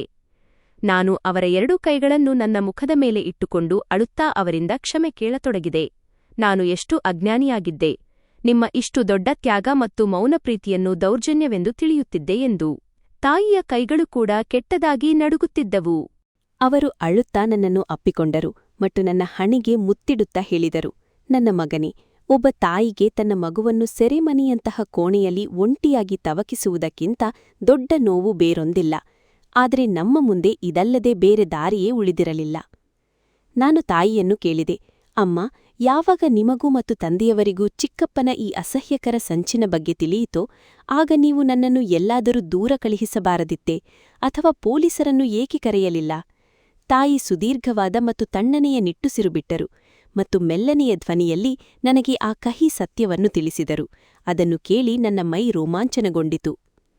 ತಾಯಿ ನನಗೆ ತಿಳಿಸಿದರು, ಒಂದು ರಾತ್ರಿ ನಿನ್ನ ತಂದೆ ನೀರು ಕುಡಿಯಲು ಎದ್ದಾಗ ನಿನ್ನ ಚಿಕ್ಕಪ್ಪ ಯಾರೋ ಒಬ್ಬ ಗೂಂಡಾ ವ್ಯಕ್ತಿಯೊಂದಿಗೆ ಮಾತನಾಡುತ್ತಿರುವುದನ್ನು ಕೇಳಿಸಿಕೊಂಡರು. ನಿನ್ನ ಚಿಕ್ಕಪ್ಪ ಅವನಿಗೆ ಹೇಳುತ್ತಿದ್ದನು, ಒಂದು ವೇಳೆ ಸುನೀಲಣ್ಣ ತನ್ನ ಮಗನನ್ನು ಕರೆದುಕೊಂಡು ಈ ನಗರದಿಂದ ಹೊರಬರಲು ಸ್ವಲ್ಪವೇ ಪ್ರಯತ್ನಿಸಿದರೂ ಸಹ ಅವರ ಗಾಡಿಗೆ ಅದೆಂಥ ಭೀಕರ ಅಪಘಾತ ಮಾಡಿಸಬೇಕೆಂದರೆ ಯಾರೂ ಕೂಡ ಜೀವಂತವಾಗಿ ಉಳಿಯಬಾರದು. ಇದರಿಂದ ಆಸ್ತಿಯ ಈ ಇಡೀ ಕಥೆಯೇ ಶಾಶ್ವತವಾಗಿ ಮುಗಿದು ಹೋಗಲಿ. ತಾಯಿ ಮುಂದೆ ಹೇಳುತ್ತಾ ಹೋದರು, ನಿನ್ನ ಚಿಕ್ಕಪ್ಪನ ಸಂಬಂಧಗಳು ನಗರದ ಬಹಳ ದೊಡ್ಡ ಮತ್ತು ಅಪಾಯಕಾರಿ ರೌಡಿಗಳ ಜೊತೆಗಿವೆ ಮತ್ತು ಅವನು ಎಷ್ಟೊಂದು ಶಕ್ತಿಶಾಲಿಯಾಗಿದ್ದಾನೆಂದರೆ ಪೊಲೀಸರು ಅವನ ಮುಷ್ಟಿಯಲ್ಲಿವೆ. ಆದ್ದರಿಂದ ನಾವು ಬಹಿರಂಗವಾಗಿ ಅವನ ವಿರುದ್ಧ ಬಂಡಾಯವೆದ್ದರೆ ಅವನು ನಮ್ಮನ್ನು ಮತ್ತು ನಿನ್ನನ್ನು ಕೊಂದು ಹಾಕುತ್ತಾನೆ. ನಿನ್ನ ತಂದೆ ಬೇಕೆಂದೇ ನಿನ್ನನ್ನು ಈ ಸ್ಟೋರ್ ರೂಂನಲ್ಲಿ ಬಂಧಿಸಿಡುವ ನಾಟಕವಾಡಿದರು. ಇದರಿಂದ ನಿನ್ನ ಚಿಕ್ಕಪ್ಪನಿಗೆ ನೀನು ನಿಜವಾಗಲೂ ನಮ್ಮ ದೃಷ್ಟಿಯಲ್ಲೂ ಹುಚ್ಚನಾಗಿದ್ದೀಯಾ ಎಂದು ಅನಿಸಲಿ ಮತ್ತು ಅವನು ತನ್ನ ಗೆಲುವಿನ ಸಂಭ್ರಮದಲ್ಲಿ ಅಸಡ್ಡೆಯಿಂದ ಇರಲಿ. ಅಮ್ಮನ ಮಾತುಗಳನ್ನು ಕೇಳಿದ ನಂತರ ನನ್ನ ಹೃದಯದಲ್ಲಿ ತಂದೆಯವರ ಬಗ್ಗೆ ಪ್ರೀತಿ ಮತ್ತು ಗೌರವ ಇನ್ನಷ್ಟು ಹೆಚ್ಚಾಯಿತು. ಅವರು ನನಗಾಗಿ ಒಂದು ದೊಡ್ಡ ಮತ್ತು ಅಪಾಯಕಾರಿ ಯುದ್ಧವನ್ನು ಅತ್ಯಂತ ಮೌನವಾಗಿ ಹೋರಾಡುತ್ತಿದ್ದರು.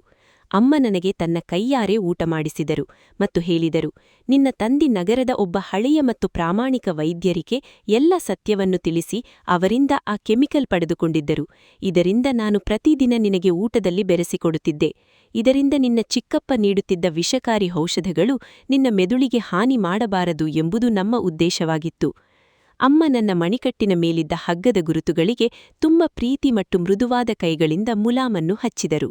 ಅಮ್ಮ ಮೆಲ್ಲನೆ ಧ್ವನಿಯಲ್ಲಿ ಹೇಳಿದರು, ನಿನ್ನ ತಂದೆ ಕಳೆದ ಕೆಲವು ದಿನಗಳಿಂದ ಹಗಲಿರುಳು ಎನ್ನದೆ ಒಂದೊಂದಾಗಿ ನಿನ್ನ ಚಿಕ್ಕಪ್ಪನ ಕಪ್ಪು ವ್ಯವಹಾರಗಳ ಮತ್ತು ಅವನು ನಿನ್ನ ಮೇಲೆ ಪ್ರಯೋಗಿಸುತ್ತಿದ್ದ ಔಷಧಿಯ ಖರೀದಿಯ ಪಕ್ಕಾ ಪುರಾವೆಗಳನ್ನು ಸಂಗ್ರಹಿಸಿದ್ದಾರೆ. ಅಷ್ಟೇ ಅಲ್ಲ, ಅವರು ಈ ಕೊಠಡಿಯ ವೆಂಟಿಲೇಟರ್ನ ಸರಿಯಾಗಿ ಹೊರಭಾಗದಲ್ಲಿ ಒಂದು ಸಣ್ಣ ಹಾಗೂ ರಹಸ್ಯವಾದ ಕ್ಯಾಮೆರಾವನ್ನು ಕೂಡ ಅಳವಡಿಸಿದ್ದಾರೆ. ಅದು ರಾತ್ರಿಯ ಕತ್ತಲಲ್ಲಿ ನಿನ್ನ ಚಿಕ್ಕಪ್ಪ ಮಾಡುವ ಪ್ರತಿಯೊಂದು ಚಟುವಟಿಕೆಯನ್ನೂ ರೆಕಾರ್ಡ್ ಮಾಡುತ್ತಿದೆ. ಇದನ್ನು ಕೇಳಿದಾಗ ನನ್ನೊಳಗೆ ಒಂದು ವಿಚಿತ್ರವಾದ ಶಕ್ತಿ ಮತ್ತು ಸಮಾಧಾನ ಮೂಡಿತು. ನಾನು ಒಬ್ಬಂಟಿಯಲ್ಲ ಮತ್ತು ನನ್ನ ತಂದೆ ನನ್ನ ರಕ್ಷಣೆಗಾಗಿ ಒಂದು ಗಟ್ಟಿ ಬಂಡೆಯಂತೆ ನನ್ನ ಪಕ್ಕದಲ್ಲಿ ನಿಂತಿದ್ದಾರೆ ಎಂಬ ಅರಿವಾಯಿತು. ಅಮ್ಮ ಹೇಳಿದರು, ಮಗನೇ, ಈ 4 ತಿಂಗಳುಗಳಲ್ಲಿ ನಿನ್ನ ರಕ್ಷಣೆ ನಮಗೆ ಎಲ್ಲಕ್ಕಿಂತ ಹೆಚ್ಚು ಮುಖ್ಯವಾಗಿತ್ತು. ನೀನು ಮಾನಸಿಕವಾಗಿ ಮತ್ತು ದೈಹಿಕವಾಗಿ ಸಂಪೂರ್ಣವಾಗಿ ಆರೋಗ್ಯವಾಗಿರಲಿ ಮತ್ತು ಚಿಕ್ಕಪ್ಪನಿಗೆ ಅವರ ಅಂತಿಮ ಗತಿ ಕಾಣಿಸಲು ನಮಗೆ ಸಾಥ್ ನೀಡಲಿ ಎಂಬ ಕಾರಣಕ್ಕಾಗಿಯೇ ನಾವು ನಿನ್ನನ್ನು ಹೀಗೆ ರಕ್ಷಿಸಿ ಇಟ್ಟಿದ್ದೇವೆ. ಅಂದು ರಾತ್ರಿ ಚಿಕ್ಕಪ್ಪ ಅದೇ ಹಳೆಯ ಉದ್ದೇಶದೊಂದಿಗೆ ನನಗೆ ಔಷಧಿ ವಾಸನೆ ಕುಡಿಸಲು ಮತ್ತು ನನ್ನನ್ನು ಕಟ್ಟಲು ಬಂದಾಗ ನನ್ನೊಳಗೆ ಸ್ವಲ್ಪವೂ ಭಯವಿರಲಿಲ್ಲ. ಬದಲಾಗಿ ನಾನು ಬಹಳ ಚಾಣಾಕ್ಷತನದಿಂದ ಪ್ರಜ್ಞೆ ತಪ್ಪಿದಂತೆ ನಟಿಸಿದೆ ಮತ್ತು ಅವರ ಮೂರ್ಖತನವನ್ನು ಕಂಡು ಮನಸ್ಸಿನಲ್ಲೇ ನಕ್ಕುಕೊಂಡೆ, ಏಕೆಂದರೆ ಅವರ ಪ್ರತಿಯೊಂದು ದೌರ್ಜನ್ಯವೂ ಕ್ಯಾಮೆರಾದಲ್ಲಿ ಸರಿಯಾಗುತ್ತಿತ್ತು. ಹೀಗೆ ಕೆಲವು ದಿನಗಳು ಗೊಂದಲ ಮತ್ತು ಮೌನದ ಬಿರುಗಾಳಿಯಲ್ಲಿ ಕಳೆದವು. ಈಗ ಮನೆಯೊಳಗಿನ ವಾತಾವರಣ ದಿನದಿಂದ ದಿನಕ್ಕೆ ಉಸಿರುಗಟ್ಟಿಸುವಂತಾಗುತ್ತಿತ್ತು, ಏಕೆಂದರೆ ಚಿಕ್ಕಪ್ಪನ ಚಡಪಡಿಕೆ ಮತ್ತು ಹತಾಶೆ ಈಗ ಅವರ ಮುಖದಲ್ಲಿ ಹಾಗೂ ಅವರ ವರ್ತನೆಯಲ್ಲಿ ಸ್ಪಷ್ಟವಾಗಿ ಎದ್ದು ಕಾಣುತ್ತಿತ್ತು. ಅವರು ನೀಡಿದ ಅಷ್ಟು ಪ್ರಬಲವಾದ ಕೆಮಿಕಲ್ ಇನ್ನೂ ನನ್ನ ಮೇಲೆ ಏಕೆ ಪೂರ್ಣವಾಗಿ ಪರಿಣಾಮ ಬೀರಲಿಲ್ಲ ಮತ್ತು ನಾನು ಇನ್ನೂ ನನ್ನ ಮಾನಸಿಕ ಸಮತೋಲನವನ್ನು ಕಳೆದುಕೊಂಡು ಹುಚ್ಚನೇಕೆ ಆಗಲಿಲ್ಲ ಎಂಬ ವಿಷಯ ಅವರನ್ನು ಒಳಗೊಳಗೆ ತಿನ್ನುತ್ತಿತ್ತು. ಅವರು ಪ್ರತಿದಿನ ಯಾವುದಾದರೊಂದು ನೆಪ ಹೂಡಿ ತಂದೆಯೊಂದಿಗೆ ಜಗಳವಾಡುತ್ತಿದ್ದರು. ಮನೆಯ ನೆಮ್ಮದಿಯನ್ನು ಹಾಳುಮಾಡಲು ಪ್ರಯತ್ನಿಸುತ್ತಿದ್ದರು. ಇದರಿಂದ ನನ್ನ ಪೋಷಕರು ಒತ್ತಡಕ್ಕೆ ಒಳಗಾಗಿ ಸೋಲೊಪ್ಪಿಕೊಳ್ಳಲಿ ಮತ್ತು ನನ್ನನ್ನು ಯಾವುದಾದರೂ ಹುಚ್ಚಾಸ್ಪತ್ರೆಗೆ ಸೇರಿಸಲಿ ಎಂಬುದು ಅವರ ಸಂಚಾಗಿತ್ತು. ಚಿಕ್ಕಪ್ಪ ಪದೇ ಪದೇ ಬಾಗಿಲ ಹೊರಗೆ ಬಂದು ಜೋರು ಧ್ವನಿಯಲ್ಲಿ ಹೇಳುತ್ತಿದ್ದರು, ನಿಶಾಂತ್ನ ಸ್ಥಿತಿ ಈಗ ಕೈಮೀರಿ ಹೋಗಿದೆ. ಅವನನ್ನು ಆದಷ್ಟು ಬೇಗ ಯಾವುದಾದರೂ ದೊಡ್ಡ ಹುಚ್ಚಾಸ್ಪತ್ರೆಗೆ ಸೇರಿಸುವುದು ಬಹಳ ಮುಖ್ಯ. ಇಲ್ಲದಿದ್ದರೆ ಅವನು ಯಾರ ಪ್ರಾಣವನ್ನಾದರೂ ತೆಗೆದುಕೊಳ್ಳಬಹುದು ಮತ್ತು ಈ ದುರಾದೃಷ್ಟ ಇಡೀ ಮನೆಯನ್ನು ನಾಶಪಡಿಸುತ್ತದೆ. ತಂದೆ ಅವರ ಪ್ರತಿಯೊಂದು ಮಾತನ್ನು ಬಹಳ ತಾಳ್ಮೆ ಮತ್ತು ಮೌನದಿಂದ ಸಹಿಸಿಕೊಳ್ಳುತ್ತಿದ್ದರು ಮತ್ತು ಕೇವಲ ಇಷ್ಟೇ ಹೇಳುತ್ತಿದ್ದರು, ನನ್ನ ಮಗ ಎಲ್ಲಿದ್ದರೂ ಆರಾಮವಾಗಿದ್ದಾನೆ. ಅವನ ಚಿಕಿತ್ಸೆಯ ಬಗ್ಗೆ ನನಗೆ ಯಾರ ಸಲಹೆಯೂ ಅಗತ್ಯವಿಲ್ಲ. ತಂದೆಯ ಈ ಖಡಕ್ ಮಾತುಗಳು ಚಿಕ್ಕಪ್ಪನನ್ನು ಮತ್ತಷ್ಟು ಕೋಪಗೊಳ್ಳುವಂತೆ ಮಾಡಿದ್ದವು ಮತ್ತು ಅವರು ಯಾವುದೋ ಭಯಾನಕ ಹಾಗೂ ಅಪಾಯಕಾರಿ ಹೆಜ್ಜೆ ಇಡಲು ಯೋಜಿಸಿದ್ದರು. ತಮ್ಮ ಇಡೀ ಶ್ರಮ ವ್ಯರ್ಥವಾಗುತ್ತಿದೆ ಎಂದು ಅವರಿಗೆ ಅನ್ನಿಸುತ್ತಿತ್ತು. ಒಂದು ದಿನ ಮಧ್ಯಾಹ್ನ ಮನೆಯಲ್ಲಿ ಇದ್ದಕ್ಕಿದ್ದಂತೆ ವಿಪರೀತ ಗದ್ದಲವಾಯಿತು ಮತ್ತು ನನಗೆ ಹೊರಗಿನಿಂದ ಅನೇಕ ಅಪರಿಚಿತ ವ್ಯಕ್ತಿಗಳ ಹೆಜ್ಜೆಗಳ ಸದ್ದು ಕೇಳಿಸಿತು.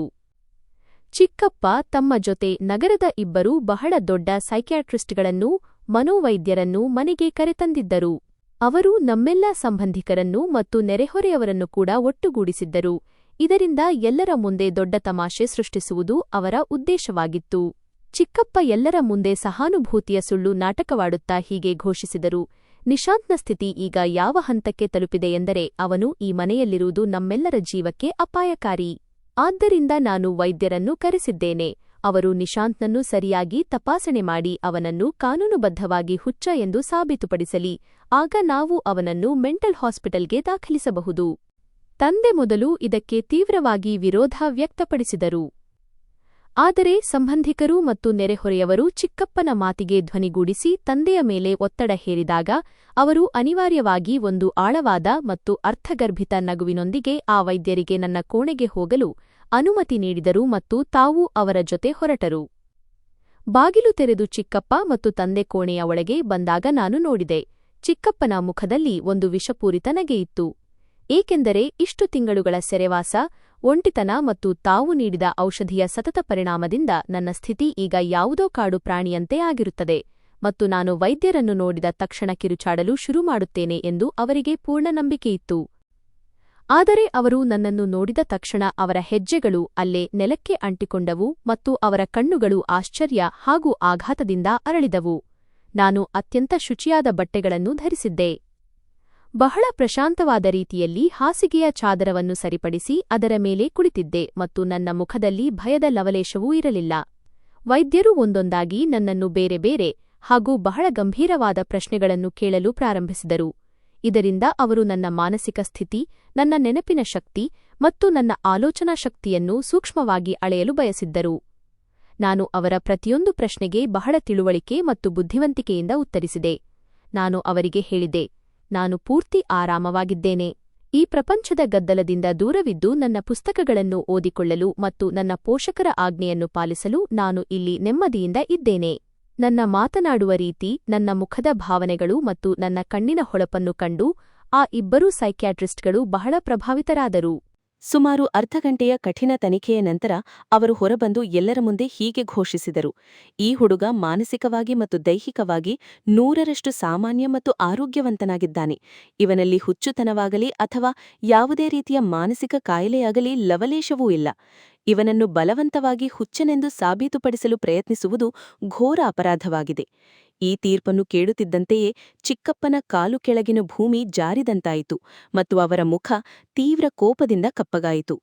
ಅಲ್ಲಿ ನೆರೆತಿದ್ದವರೆಲ್ಲರೂ ಚಿಕ್ಕಪ್ಪನನ್ನು ಆಶ್ಚರ್ಯ ಮತ್ತು ಸಂಶಯದ ದೃಷ್ಟಿಯಿಂದ ನೋಡತೊಡಗಿದರು. ಇಷ್ಟು ಆರೋಗ್ಯವಂತ ಮತ್ತು ತಿಳುವಳಿಕೆಯುಳ್ಳ ಹುಡುಗನನ್ನು ಅವರು ಯಾಕೆ ಹುಚ್ಚನೆಂದು ಸಾಬೀತುಪಡಿಸಲು ಹೊರಟಿದ್ದಾರೆ ಎಂಬ ಪ್ರಶ್ನೆ ಎಲ್ಲರಲ್ಲೂ ಮೂಡಿತು. ಈ ಅವಮಾನದ ನಂತರ ಚಿಕ್ಕಪ್ಪ ಸಂಪೂರ್ಣವಾಗಿ ತಮ್ಮ ಸಂಯಮ ಕಳೆದುಕೊಂಡಿದ್ದರು. ಅವರಿಗೆ ಹುಚ್ಚುತನ ಮತ್ತು ಕ್ರೌರ್ಯದ ಭೀಕರ ಹಲ್ಲೆ ಉಂಟಾಗಿತ್ತು. ಅವರ ಮುಂದೆ ಈಗ ಯಾವುದೇ ದಾರಿ ಉಳಿದಿರಲಿಲ್ಲ ಮತ್ತು ಅವರು ಯಾವುದೇ ಬೆಲೆ ತೆತ್ತಾದರೂ ನನ್ನನ್ನು ನಾಶಪಡಿಸುವುದಾಗಿ ಶಪಥ ಮಾಡಿದ್ದರು.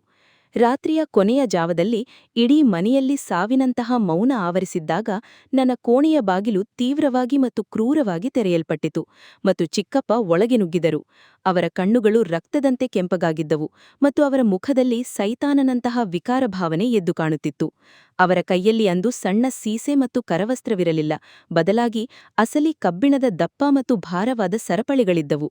ಆ ಸರಪಳಿಗಳ ತುದಿಯಲ್ಲಿ ಕಬ್ಬಿಣದ ಚೂಪಾದ ಮುಳ್ಳುಗಳು ಇದ್ದವು. ಅವರು ಅಂದು ರಾತ್ರಿ ನನ್ನನ್ನು ಮೌನವಾಗಿ ಪ್ರಜ್ಞೆ ತಪ್ಪಿಸಲು ಇಚ್ಛಿಸಿರಲಿಲ್ಲ.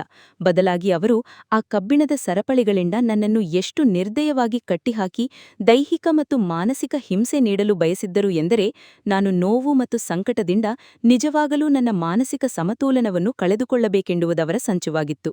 ಬೆಳಿಗ್ಗೆ ಜನರು ನನ್ನನ್ನು ನೋಡಿದಾಗ ನನ್ನ ಹರಿಯುವ ರಕ್ತ, ನನ್ನ ಗಾಯಗಳು ಮತ್ತು ನನ್ನ ಕಿರುಚಾಟವನ್ನು ನನ್ನ ಹುಚ್ಚುತನವೆಂದು ಭಾವಿಸಿ ನನ್ನನ್ನು ಹುಚ್ಚು ಆಸ್ಪತ್ರೆಗೆ ಕಳುಹಿಸಲು ಅನಿವಾರ್ಯವಾಗಲಿ ಎಂದು ಅವರು ಈ ರೀತಿ ಮಾಡಿದ್ದರು.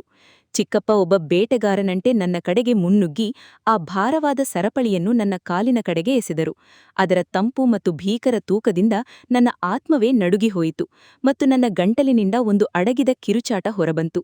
ನಾನು ಭಯದಿಂದ ಹಿಂದೆ ಗೋಡೆಯ ಕಡೆಗೆ ಸರಿಯಲು ಪ್ರಯತ್ನಿಸಿದಾಗ ಅವರು ಬಹಳ ನಿರ್ದಯವಾಗಿ ಮತ್ತು ಕ್ರೂರವಾಗಿ ನನ್ನ ಕೂದಲನ್ನು ತಮ್ಮ ಮುಷ್ಟಿಯಲ್ಲಿ ಗಟ್ಟಿಯಾಗಿ ಹಿಡಿದುಕೊಂಡು ಗುರ್ರಾಯಿಸುವ ಧ್ವನಿಯಲ್ಲಿ ಹೀಗೆಂದರು: ಇಂದು ನಿನ್ನ ಆ ಹೇಡಿ ತಂದೆಯು ನಿನ್ನನ್ನು ಈ ಸರಪಳಿಗಳಿಂದ ಉಳಿಸಲಾರುವುದಿಲ್ಲ. ನೀನು ನನ್ನ ಎಲ್ಲಾ ಯೋಜನೆಗಳನ್ನು ಮಣ್ಣುಪಾಲು ಮಾಡಿದೆ.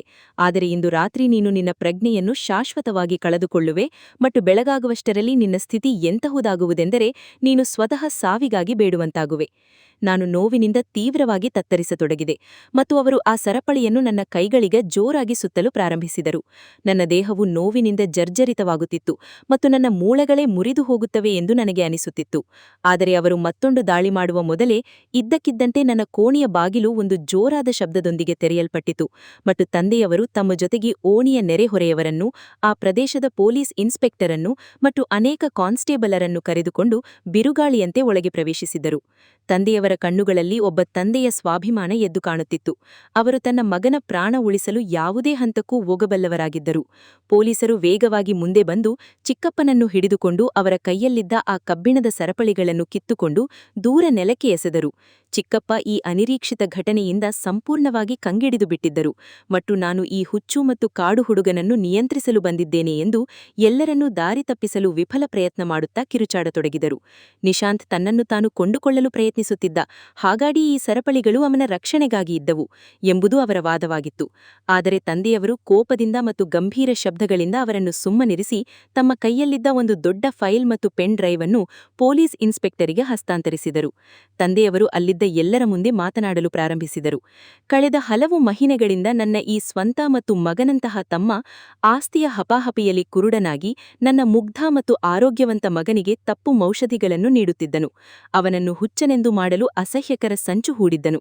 ಯಾವಾಗ ಇವನಿಗೆ ಇದರಲ್ಲೂ ಯಶಸ್ಸು ಸಿಕ್ಕಲಿಲ್ಲವೋ ಮತ್ತು ಇವನು ಕರೆದು ತಂದ ವೈದ್ಯರು ಸಹ ಇವನ ಅಸಲಿ ಮುಖವನ್ನು ಬಯಲು ಮಾಡಿದರೋ, ಆಗ ಇವನು ಒಬ್ಬ ಮೃಗದ ರೂಪ ತಾಳಿ ನನ್ನ ಮಗನನ್ನು ದೈಹಿಕವಾಗಿ ಅಶಕ್ತನನ್ನು ಮಾಡಲು ಮತ್ತು ಅವನಿಗೆ ಹಿಂಸೆ ನೀಡಲು, ಇದರಿಂದ ಎಲ್ಲಾ ಆಸ್ತಿಯೂ ಇವನು ಮತ್ತು ಇವನ ಹೆಣ್ಣು ಮಕ್ಕಳ ಹೆಸರಿಗೆ ಬರಲಿ ಎಂಬುದು ಇವನ ದುರಾಲೋಚನೆಯಾಗಿತ್ತು. ತಂದೆಯವರು ವೆಂಟಿಲೇಟರ್ನಲ್ಲಿ ಅಡಗಿಸಿಟ್ಟಿದ್ದ ಈ ರಹಸ್ಯ ಕ್ಯಾಮರಾದ ಕಡೆಗೆ ಬೆರಳು ಮಾಡಿ ತೋರಿಸಿದರು. ಈ ಕ್ಯಾಮರಾ ಕಳೆದ ಹಲವಾರು ದಿನಗಳಿಂದ ಚಿಕ್ಕಪ್ಪ ಪ್ರತಿ ರಾತ್ರಿ ಮಾಡುತ್ತಿದ್ದ ಆ ಕ್ರೌರ್ಯ ಮತ್ತು ಸಂಚನ್ನು ಬಹಳ ಮೌನವಾಗಿ ಸೆರೆಹಿಡಿದು ಸುರಕ್ಷಿತವಾಗಿರಿಸಿದೆ ಮತ್ತು ಈ ಫೈಲ್ನಲ್ಲಿ ಆ ಎಲ್ಲ ಕಾನೂನು ಬಾಹಿರ ಹಾಗೂ ವಿಷಕಾರಿ ರಾಸಾಯನಿಕಗಳ ಲ್ಯಾಬ್ರೆಟರಿ ರಿಪೋರ್ಟ್ಗಳು ಮತ್ತು ಅವರೆಲ್ಲ ಕ್ರಿಮಿನಲ್ ಸ್ನೇಹಿತರು ತಮ್ಮ ಅಪರಾಧವನ್ನು ಒಪ್ಪಿಕೊಂಡಿರುವ ಹೇಳಿಕೆಗಳೂ ಇವೆ. ಹಣದ ಆಸೆ ಮತ್ತು ಪೊಲೀಸರ ಭಯದಿಂದ ಅವರು ಆ ಸತ್ಯವನ್ನು ಕಾರಿದ್ದಾರೆ. ತಂದೆಯವರು ಹೇಳಿದರು, ನಾನು ಹಗಲು ರಾತ್ರಿ ಎನ್ನದೆ ಶ್ರಮಿಸುತ್ತಾ ಮತ್ತು ನನ್ನ ಮಗನನ್ನು ಸೆರೆಯಲ್ಲಿರಿಸಿದ್ದು ಇದಕ್ಕಾಗಿಯೇ.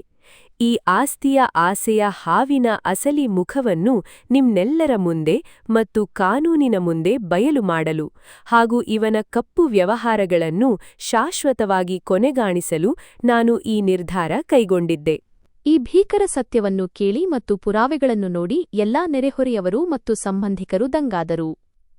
ಒಬ್ಬ ಅತಿ ಕ್ರೂರ ಮನುಷ್ಯನ ಮಾತುಗಳನ್ನು ನಂಬಿ ತಾವು ಹೇಗೆ ಒಬ್ಬ ಮುಗ್ಧ ಮಗುವನ್ನು ಸಂಶಯದಿಂದ ನೋಡಿದೆವು ಎಂಬ ಬಗ್ಗೆ ಅವರ ತಲೆಗಳು ಅವಮಾನದಿಂದ ತಗ್ಗಿದವು. ಪೊಲೀಸ್ ಇನ್ಸ್ಪೆಕ್ಟರ್ ಎಲ್ಲಾ ಪುರಾವೆಗಳನ್ನು ತಮ್ಮ ವಶಕ್ಕೆ ಪಡೆದುಕೊಂಡರು ಮತ್ತು ಈ ನಿರ್ದಯಿ ಹಾಗೂ ದುರಾಸೆಯ ಕ್ರೂರಿಗೆ ಕೈಕೊಡ ತೊಡಿಸಿ ಕೂಡಲೇ ಹವಾಲತ್ನಲ್ಲಿ ಜೈಲಿನಲ್ಲಿ ಬಂಧಿಸುವಂತೆ ಕಾನ್ಸ್ಟೇಬಲ್ಗಳಿಗೆ ಕಟ್ಟುನಿಟ್ಟಿನ ಆದೇಶ ನೀಡಿದರು. ಇದರಿಂದಾಗಿ ಅವನ ಮೇಲೆ ಕಪ್ಪು ವ್ಯವಹಾರ, ಕೊಲೆ ಸಂಚು ಮತ್ತು ಬ್ಲ್ಯಾಕ್ಮೇಲಿಂಗ್ ಮೊಕದ್ದಮೆಯನ್ನು ದಾಖಲಿಸಲು ಸಾಧ್ಯವಾಯಿತು. ಚಿಕ್ಕಪ್ಪನ ಎಲ್ಲಾ ಹಠ ಮತ್ತು ಅಹಂಕಾರ ಈಗ ಮಣ್ಣುಪಾಲಾಗಿತ್ತು. ಅವರು ಗೋಗರೆಯಲು ಮತ್ತು ಕ್ಷಮೆಯಾಚಿಸಲು ಮುಂದಾದರು. ಆದರೆ ತಂದೆ ಈಗ ಅವರ ಕಡೆ ಬೆನ್ನು ತಿರುಗಿಸಿದರು ಮತ್ತು ಅವರನ್ನು ಕ್ಷಮಿಸಲು ಪೂರ್ತಿಯಾಗಿ ನಿರಾಕರಿಸಿದರು. ಪೊಲೀಸರು ಅವರನ್ನು ಎಳೆಯುತ್ತಾ ಹೊರಗೆ ಕರೆದೊಯ್ದರು ಮತ್ತು ಅವರ ಕಿರುಚಾಟವು ಕತ್ತಲಲ್ಲಿ ಎಲ್ಲೋ ಮರೆಯಾಯಿತು. ಇದರ ನಂತರ ಆ ಹಳೆಯ ಕೋಣೆಯಲ್ಲಿ ಒಂದು ವಿಚಿತ್ರವಾದ ನೆಮ್ಮದಿ ಮತ್ತು ಮೌನ ಆವರಿಸಿತು. ಚಿಕ್ಕಮ್ಮ ಮತ್ತು ಅವರ ಹೆಣ್ಣುಮಕ್ಕಳು ಕೂಡ ಈಗ ಚಿಕ್ಕಪ್ಪನನ್ನು ದ್ವೇಷಿಸಲು ತೊಡಗಿದ್ದರು. ತಂದೆ ಅವರಿಗೆ ಧೈರ್ಯ ತುಂಬುತ್ತಾ ಇದರಲ್ಲಿ ನಿಮ್ಮದೇನೂ ತಪ್ಪಿಲ್ಲ ಎಂದು ಭರವಸೆ ನೀಡಿದರು. ಚಿಕ್ಕಮ್ಮ ಮತ್ತು ಅವರ ಇಬ್ಬರು ಹೆಣ್ಣುಮಕ್ಕಳ ಜೊತೆ ಯಾವುದೇ ಕೆಟ್ಟ ನಡವಳಿಕೆ ತೋರುವುದಿಲ್ಲ ಮತ್ತು ಚಿಕ್ಕಪ್ಪ ಮನೆಯಲ್ಲಿದ್ದಾಗ ಅವರಿಗೆ ಸಿಗುತ್ತಿದ್ದ ಅಷ್ಟೇ ಗೌರವ ಇನ್ನು ಮುಂದೆಯೂ ಸಿಗಲಿದೆ ಎಂದು ಮಾತು ಕೊಟ್ಟರು. ತಂದೆ ಭಾರವಾದ ಮತ್ತು ನಡುಗುವ ಹೆಜ್ಜೆಗಳನ್ನಿಡುತ್ತಾ ನನ್ನ ಕಡೆಗೆ ಬಂದು ನನ್ನನ್ನು ತಮ್ಮ ಗಟ್ಟಿ ತೋಳುಗಳಿಂದ ಆಲಂಗಿಸಿಕೊಂಡರು ಮತ್ತು ಒಬ್ಬ ಮಗುವಿನಂತೆ ಬಿಕ್ಕಿ ಬಿಕ್ಕಿ ಅಳಲಾರಂಭಿಸಿದರು. ನಾನು ಕೂಡ ಅವರ ಎದೆಗೆ ಒರಗಿ ಈ ಸೆರೆಯಲ್ಲಾದ ನೋವು ಮತ್ತು ಸಂಕಟವನ್ನು ನೆನೆದು ಕಣ್ಣೀರು ಹಾಕಿದೆ. ಅಮ್ಮ ಕೂಡ ಓಡಿ ಒಳಗೆ ಬಂದರು ಮತ್ತು ನಾವೆಲ್ಲರೂ ಪರಸ್ಪರ ಅಪ್ಪಿಕೊಂಡು ಅತ್ತೆವು. ನನ್ನ ನೋವನ್ನು ಕಂಡು ಅಳುತ್ತಿದ್ದ ನನ್ನ ಇಬ್ಬರು ತಂಗಿಯರ ಕಡೆ ನಾನು ನೋಡಿದೆ. ನಾನು ಅವರಿಬ್ಬರ ತಲೆಯ ಮೇಲೆ ಕೈಯಿಟ್ಟು ಹೇಳಿದೆ, ನಿಮ್ಮ ತಂದೆ ಜೈಲಿಗೆ ಹೋಗಿದ್ದರೆ ಏನಾಯಿತು? ನಿಮ್ಮ ಅಣ್ಣ ಇನ್ನೂ ಬದುಕಿದ್ದಾನೆ ಮತ್ತು ಸುರಕ್ಷಿತವಾಗಿದ್ದಾನೆ. ನಾನು ನಿಮ್ಮನ್ನು ಚೆನ್ನಾಗಿ ನೋಡಿಕೊಳ್ಳುತ್ತೇನೆ. ಅವರಿಬ್ಬರೂ ನನ್ನನ್ನು ಅಪ್ಪಿಕೊಂಡು ಜೋರಾಗಿ ಅಳತೊಡಗಿದರು. ಆಗ ಚಿಕ್ಕಮ್ಮ ಹೇಳಿದರು, ಮಗನೇ, ನಿನ್ನ ಚಿಕ್ಕಪ್ಪನ ಪರವಾಗಿ ನಾವು ನಿನ್ನ ಕ್ಷಮೆ ಕೇಳುತ್ತೇವೆ. ನಮಗೆ ನೀನು ಮೊದಲಿನಂತೆಯೇ ಇದ್ದೀಯಾ? ತಂದೆ ಅಳುತ್ತಾ ನನಗೆ ಹೇಳಿದರು, ಮಗನೇ, ಈ ಕತ್ತಲು ಸೆರೆಮನೆಗಾಗಿ ನನ್ನನ್ನು ಕ್ಷಮಿಸಿಬಿಡು. ನಿನ್ನನ್ನು ಪ್ರಪಂಚದ ಕಣ್ಣಿನಿಂದ ಮರೆಮಾಚಿದರೆ ಮಾತ್ರ ನಾನು ಈ ಕ್ರೂರ ಪ್ರಾಣಿಯನ್ನು ಹಿಡಿಯಲು ಮತ್ತು ನಿನ್ನ ಪ್ರಾಣ ಉಳಿಸಲು ಸಾಧ್ಯವಿತ್ತು. ಮರುದಿನದ ಸೂರ್ಯ ನನ್ನ ಜೀವನದಲ್ಲಿ ಒಂದು ಸತ್ಯವಾದ ಮತ್ತು ವಾಸ್ತವವಾದ ಸ್ವಾತಂತ್ರ್ಯವನ್ನು ಹೊತ್ತು ತಂದಿದ್ದನು. ಆ ದುರಾದೃಷ್ಟದ ಕತ್ತಲು ಕೋಣೆಯ ಹೊಸ್ತಿಲನ್ನು ನಾನು ಶಾಶ್ವತವಾಗಿ ದಾಟಿದೆ. ಇಂದು ಆ ಭಯಾನಕ ಘಟನೆ ನಡೆದು ಹಲವು ವರ್ಷಗಳು ಕಳೆದಿವೆ ಮತ್ತು ನಾನು ನನ್ನ ಶಿಕ್ಷಣವನ್ನು ಪೂರ್ಣಗೊಳಿಸಿದ್ದೇನೆ. ನನ್ನ ತಂದೆ ಮತ್ತು ತಾತನ ಆಸ್ತಿಯನ್ನು ನನ್ನ ಬುದ್ಧಿವಂತಿಕೆ ಮತ್ತು ಯಶಸ್ಸಿನೊಂದಿಗೆ ನಿಭಾಯಿಸುತ್ತಿದ್ದೇನೆ. ಚಿಕ್ಕಪ್ಪನ ಇಬ್ಬರು ಹೆಣ್ಣುಮಕ್ಕಳು ಕೂಡ ಈಗ ದೊಡ್ಡವರಾಗಿದ್ದಾರೆ. ಅವರ ಮದುವೆಯ ಜವಾಬ್ದಾರಿಯನ್ನು ನಾನು ಮತ್ತು ತಂದೆ ವಹಿಸಿಕೊಂಡಿದ್ದೇವೆ. ನಾವು ಅವರಿಗಾಗಿ ಒಳ್ಳೆಯ ಸಂಬಂಧಗಳನ್ನು ಹುಡುಕುತ್ತಿದ್ದೇವೆ. ಆ ಇಬ್ಬರು ಹೆಣ್ಣುಮಕ್ಕಳು ತಮ್ಮ ತಂದೆಯನ್ನು ಭೇಟಿ ಮಾಡಲು ಎಂದಿಗೂ ಹೋಗುವುದಿಲ್ಲ. ನಮ್ಮ ತಂದೆಯೊಂದಿಗೆ ನಮಗೆ ಯಾವುದೇ ಸಂಬಂಧ ಬೇಡ ಎಂಬುದು ಅವರ ನಿರ್ಧಾರವಾಗಿದೆ. ನನ್ನ ಚಿಕ್ಕಪ್ಪನಿಗೆ ಆಸ್ತಿಯ ಮೇಲೆ ಅಷ್ಟೊಂದು ದುರಾಸೆ ಇರಲು ಕಾರಣವೆಂದರೆ ತನಗೆ ಗಂಡು ಮಕ್ಕಳಿಲ್ಲ, ಕೇವಲ ಹೆಣ್ಣು ಮಕ್ಕಳಿದ್ದಾರೆ ಮತ್ತು ಹೆಣ್ಣು ಮಕ್ಕಳು ಒಂದು ದಿನ ಮದುವೆಯಾಗಿ ಗಂಡನ ಮನೆಗೆ ಹೋದರೆ ತನ್ನ ಕೈಯಲ್ಲಿ ಏನೂ ಉಳಿಯುವುದಿಲ್ಲ ಎಂಬ ಭಯ ಅವರಿಗಿತ್ತು. ಆದರೆ ಕುಟುಂಬದಲ್ಲಿ ಒಗ್ಗಟ್ಟು ಇರುವುದು ಎಷ್ಟು ಮುಖ್ಯ ಎಂಬುದು ಅವರಿಗೆ ತಿಳಿದಿರಲಿಲ್ಲ. ಗೆಳೆಯರೇ, ನಮ್ಮ ಈ ಕಥೆ ನಿಮಗೆ ಇಷ್ಟವಾಗಿದೆ ಎಂದು ಭಾವಿಸುತ್ತೇನೆ. ಕಥೆ ಇಷ್ಟವಾಗಿದ್ದರೆ ವಿಡಿಯೋವನ್ನು ಲೈಕ್ ಮಾಡಿ. ಚಾನಲ್ಗೆ ಹೊಸಬರಾಗಿದ್ದರೆ ಸಬ್ಸ್ಕ್ರೈಬ್ ಮಾಡಿ ಮತ್ತು ಮುಂದಿನ ಅಪ್ಡೇಟ್ಗಳನ್ನು ಮೊದಲು ಪಡೆಯಲು ನೋಟಿಫಿಕೇಷನ್ ಬೆಲ್ ಅನ್ನು ಒತ್ತಲು ಮರೆಯಬೇಡಿ.